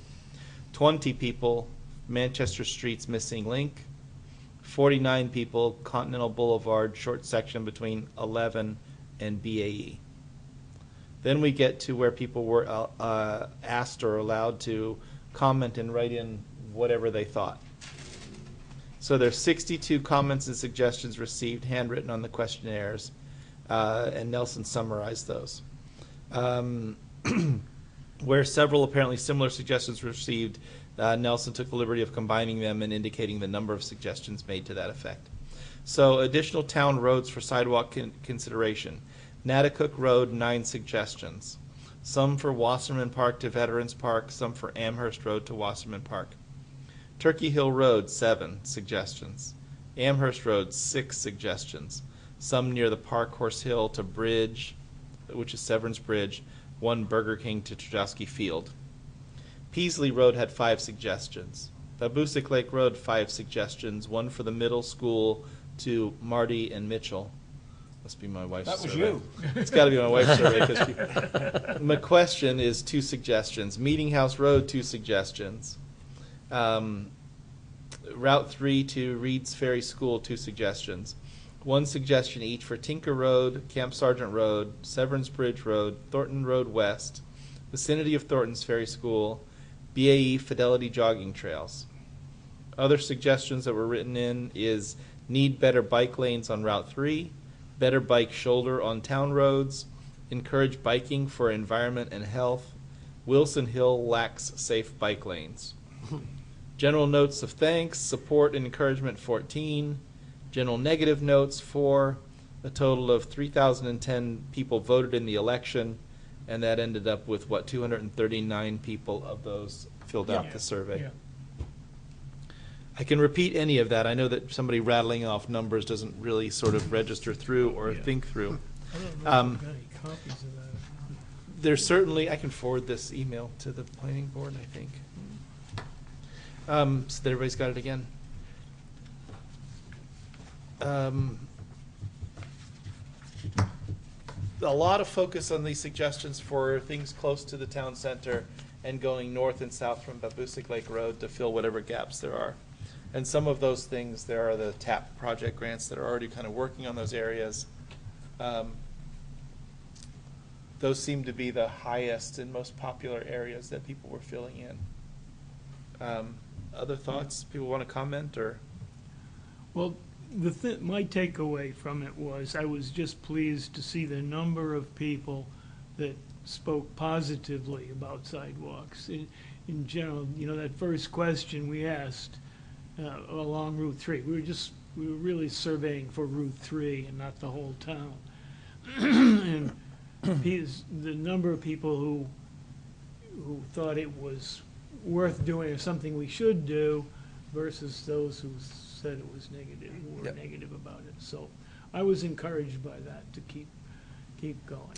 I was encouraged by it. I think that we should be cautious, and NRPC will probably remind us of this, not to sort of consider this as necessarily being a scientific instrument or any kind of, I mean, you have a selected population that came to vote of 3,000 out of 27,000, well, about 10%, 12%. And then of those, 10% of those chose to fill out a survey, and to do that, they had to have some interest in the subject matter and the time to do it and all of that. And none of that amounts to anything like a scientific survey or It's not a scientific survey. Because the next thing you have to add is, are you willing to pay for it? Yeah. Are you willing to have that be a part of the cost of living in town?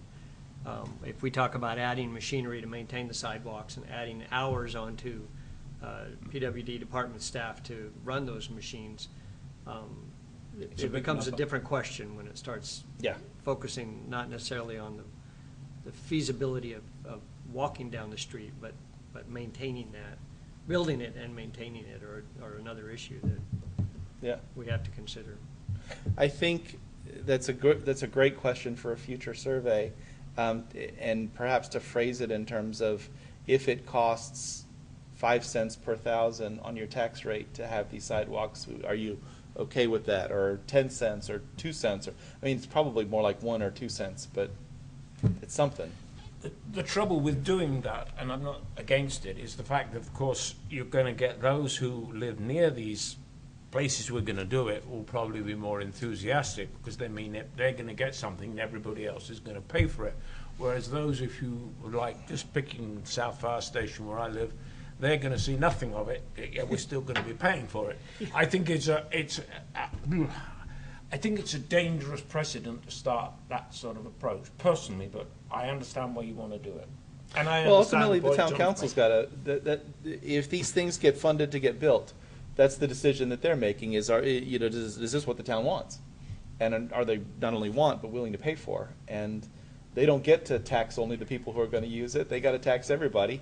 So everybody gets to weigh in. I mean... Yeah, well, now, what I was getting at is, if you put that question to it, you'd get a very large number of no's, because most people aren't really going to get a lot of benefit out of it. Well, that's all I'm trying to say. No question. My very, very, very favorite sidewalks in New Hampshire are in Concord, right outside my office. I don't live there. I don't pay for them. They're great. They're great. Directly. But that's the way sidewalks work. I mean, the businesses that are nearby, or the people that happen to be there and going from one place to another, may use them more. There may be lots of people in Concord who never use the downtown sidewalks. No, I like your sidewalks in Concord. I use them regularly when I'm sitting around up there. So anyway, and to get a little distracted. But that's an interesting ongoing problem that we see all across the state, because the funding for the highways in this state is a constant battle between the people that use them all the time because they live next to them along the toll roads and stuff like that, and the rest of the state, who has nothing to do with them because they're not going to use those roads about 3 times a year or once a year or something like that. And so we constantly have this situation between highway taxes and toll roads, and how do we fund and pay for these things? Sidewalks are just a microcosm of that exact same problem. No. Do you have them on the main roads and not? You're right, but I think that the fundamental link between I want and I'll pay for has to be apparent, because I want without being willing to pay for it is not an answer. I mean, it's...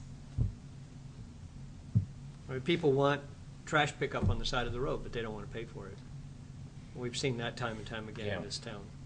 As long as you stay away from the pay-as-you-throw, I'm happy. I drive to the dump, I see some friends when I'm there. Yep. Gotta find a new solution. That's a problem coming to bite us one of these days soon. What? Trash is piling up on the docks. Yeah, they don't know Going what to do with the China. trash, It isn't moving.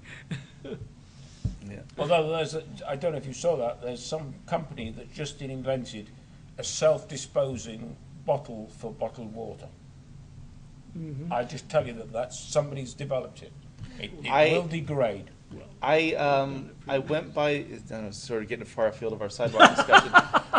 Sorry about that. The new barbecue place that opened up in Amherst on 101, the Smokehouse, I went there, and their plastic silverware is stamped on it biodegradable.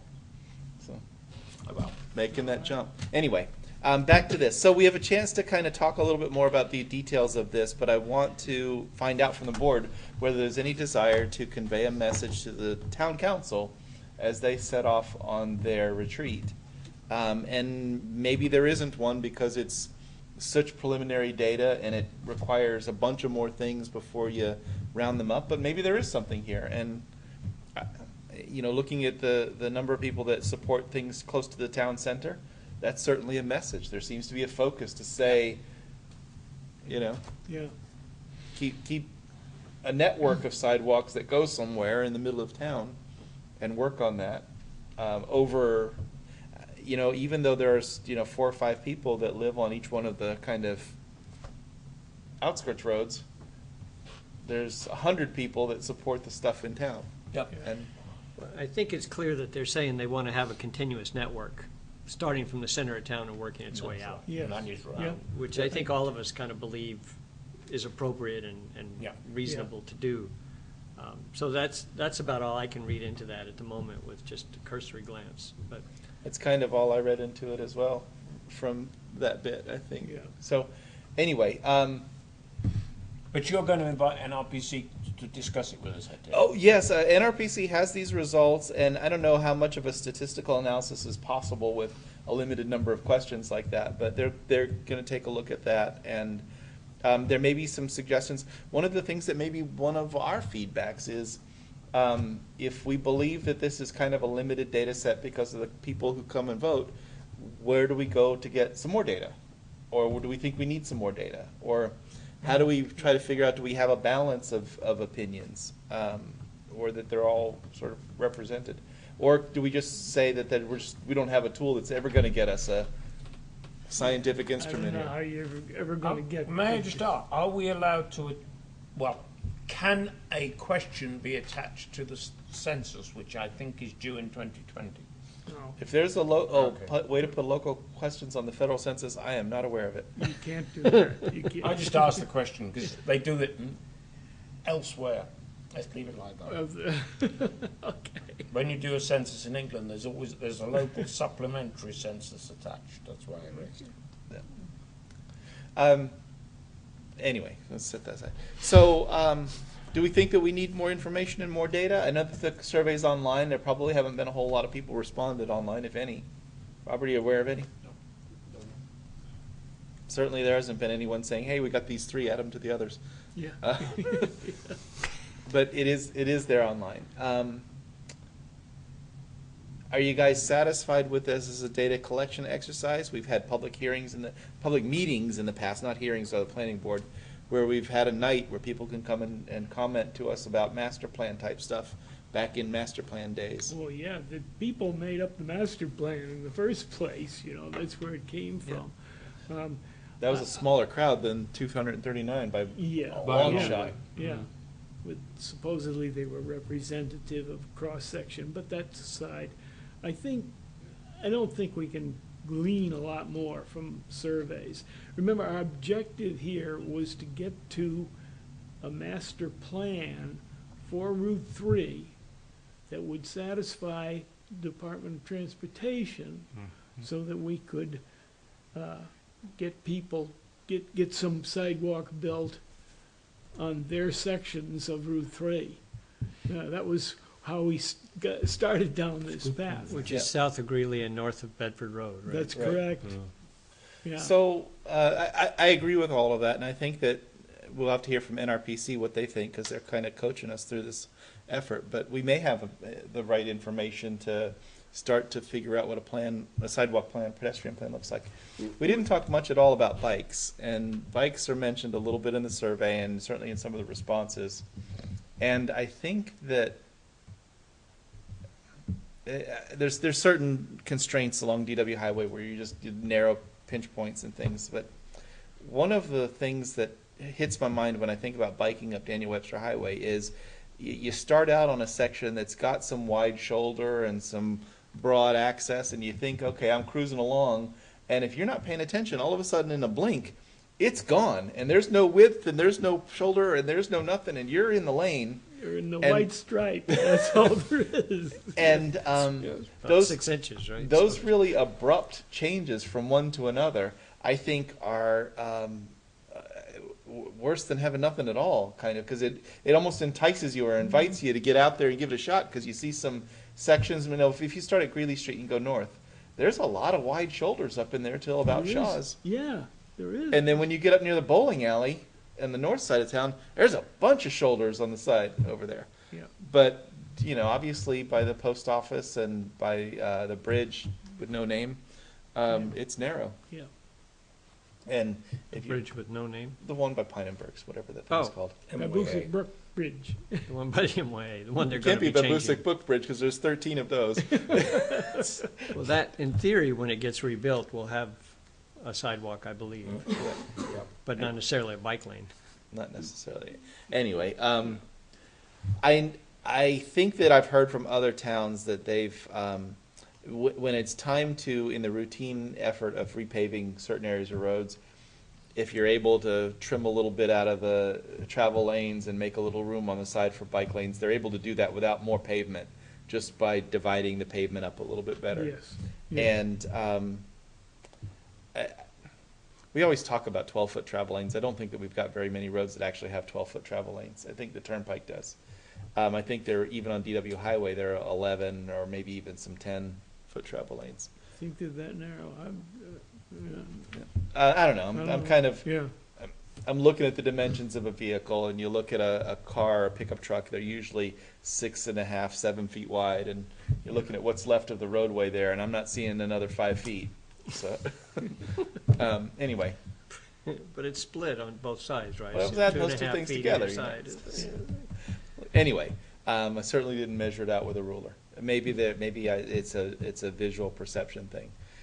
Nonetheless, certain areas like Wilson Hill Road, I'm certain that those things are maybe 10 feet travel lanes, Yeah. maybe even Yeah. narrower than that. And there isn't any room to give up some of that travel lane for bike lane, but in other places maybe there is. And I don't think that those things become part of a plan in the sense of saying the next time we pave from here to here, redo the bike lanes, but more like a master plan concept where we say where there's opportunities to, this is going to be a guiding principle kind of a thing. And then it's just kind of And available. I think, although I have, I don't have a whole lot to base on, I think the Department of Public Works Department keeps Kinda that does in that. mind as they're working on things like that, whether they can scooch another foot of asphalt in there or something like that, or encourage the paver to, push it as wide as he can into the shoulders, to leave some space, but obviously they're not contracting for extra space because the square footage of asphalt is very high. But they're certainly trying to do what they can. I mean, they put up the signs in town that point out that you're supposed to give a bike 3 feet of clearance and things like that at 30 Yeah. miles an hour. And Desiree noticed those right when they went up, and then after she pointed them out, then I started noticing them. But they're not everywhere. They're only a couple no, of there's spaces. a couple of them out there. So. Yeah. I wouldn't mind being a little bit more bike friendly. Bikes end up covering so much more ground, though, that you'd end up with. You can't just focus on DW and not look at Bedford Road and Somewhere Turkey they've Hill got to Road. go somewhere from DW. Yeah. Anyway. So this conversation that we've just had, would you guys like to have a written communication from the planning board to the town council that summarizes a couple of points? Or do you feel like, I don't know, because we've got Tom here, he can carry our message, or what do you guys want to do? Oh, to the council? Well, the council's got their retreat in next week, On and the they want 25th. On what? On the 25th. 25th, Yeah. and they have some interest in entertaining discussion about our survey and maybe whatever our thoughts and Yeah. comments are. We'll certainly be talking about infrastructure. We'll be talking about roads and highways. It makes good sense to talk about sidewalk plans, from the council's perspective at least, during that section of the discussion. So do you think a memo from the planning board would be helpful in this regard, Tom? If you have something you'd like specifically to say, sure. I mean, I haven't heard a lot of concrete thoughts coming out of this in this discussion here, so I'm not sure what I would bring, except what I just offered, that we need to start from the center, connect everything that's Fill gaps. that's there, fill gaps, Well, and then even start working saying our way that- out. Even saying that That is wonderful. that is something. So one of the things that occurs to me when you talk about filling small gaps is when you talk about the cost of maintaining the sidewalks with the sidewalk machine. When you get to the point where there's a gap in the sidewalk machine It's goes into the expensive. road and Yeah. goes Yeah. past that and then back and continues when the sidewalk starts up again. And it wouldn't be any more expensive to just stay on a No. sidewalk it- that it filled that is in gap. fact difficult to get off the sidewalk and go around it, because you might have to transport instead of going down the road, Yeah. or something to that Yeah. effect. And so actually connecting those would make it easier. It would be an easier, faster job to just drive through Just keep going. with your machine. And I think certainly in terms of finding sidewalks that people support, the less expensive they are to maintain, the easier it is for people to say, okay, well, I'm behind that. I'm behind that bit. I also, from our Thursday night meeting with town council, Eileen mentioned that Kyle's had to do a little bit of maneuvering with the two TAP grants to combine them because the cost of one had gotten a little higher than expected. But the You're end being result of nice. combining them, what's that? You're being nice. It's not a little higher. A lot It's higher. like 3 or 4 times higher. I mean, we're talking 1.5 million instead of 500,000. 3 times. My understanding, by combining them, they were able to accomplish much or all of what the original two projects would have done. Is that right? I mean, What the original one project, the one that went under Chamberlain Bridge and went behind the fire station, but even then, we're only going to get across that bog behind the fire station. We're not going to improve the trail all the way up to Merrill's Marauders Bridge, as was originally desired, because the ADA and things of that nature were coming around and saying we had to make it 10 feet wide and we had to have it completely ADA accessible the entire distance, and paved walkway along the river and stuff like that. And that expense was just phenomenal. Even so, they've allowed us to go to 5 feet, non-paved, but smooth. But with the effort to put in culverts and a real traverse through that bog instead of just a bridge, and the work that has to go on Chamberlain Bridge to get underneath it and over to Watson Park and things like that, it's still going to be in the order of $900,000 or something like that. And they have added Or some more. structural improvements to Chamberlain Bridge that we had no thought of ever doing, you know. Because we're finding out there's a concrete support structure under there that's literally falling apart. The bridge is falling apart. Come And on. the They've had cantilevered those sidewalks and steel stuff like checker that. plates in there for, I don't know, they're Yeah, rusted. well, that sidewalk is gone. completely is gone. Yeah, there's just steel plates there instead at the moment, and that all needs to get rebuilt. Mm. But part of that grant ended up spending $60,000 on an historical study, which the net result was that there's nothing historical that they can salvage. But thanks for spending the money to check it out anyway.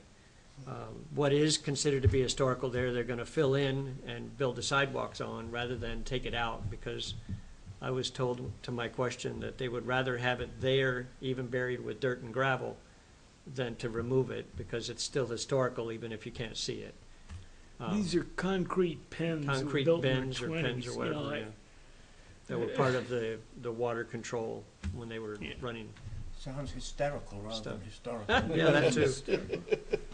Anyway, so what we've done with the recommendation of the Public Works Department is combine those two TAP grants into one to get something completed, and then we'll reapply for the Woodbury Street. I'm sorry, thank you. Sidewalk project at a future time when it opens up to be applied for again, and see if we can't get that project to keep going forward. So, update on that. Okay, we need a direction, and we need to end this meeting sometime tonight. So, what do you guys want to do? That's right. What do you want to do in terms of feedback to the town council? What do you think would help us, Tom? Would it help to have with the town council? I mean, if you like what I'm saying here, then I'll just say that to the town council and pass it along. I have no problem with that. I mean, I understand. I understand where you're coming from. So, we can do that. If you want to try and memorialize it in a letter, I don't know how you're going to get that done, but if you want to do that, that would be awesome. All the better. If you're willing to carry the message, I think you've articulated it just as well as I would. Bob's going to write the letter. No, I just asked Tim to do it. So Robert will convey to Tim to write a letter about something that Tim wasn't here to listen to and didn't really want to see a letter written on anyway. Tim will love that job. Yeah, I'm sure he will. So convey that message, and convey also that we hope to have some further discussions with NRPC to maybe develop a better, more comprehensive kind of a plan. Summary of what we've got going on. Will that work? Yep. Yeah. That works for me. And if they'd like me to come and talk to them about it, I will. You're welcome to. It's a public. I'm only kidding. It's a public meeting. No.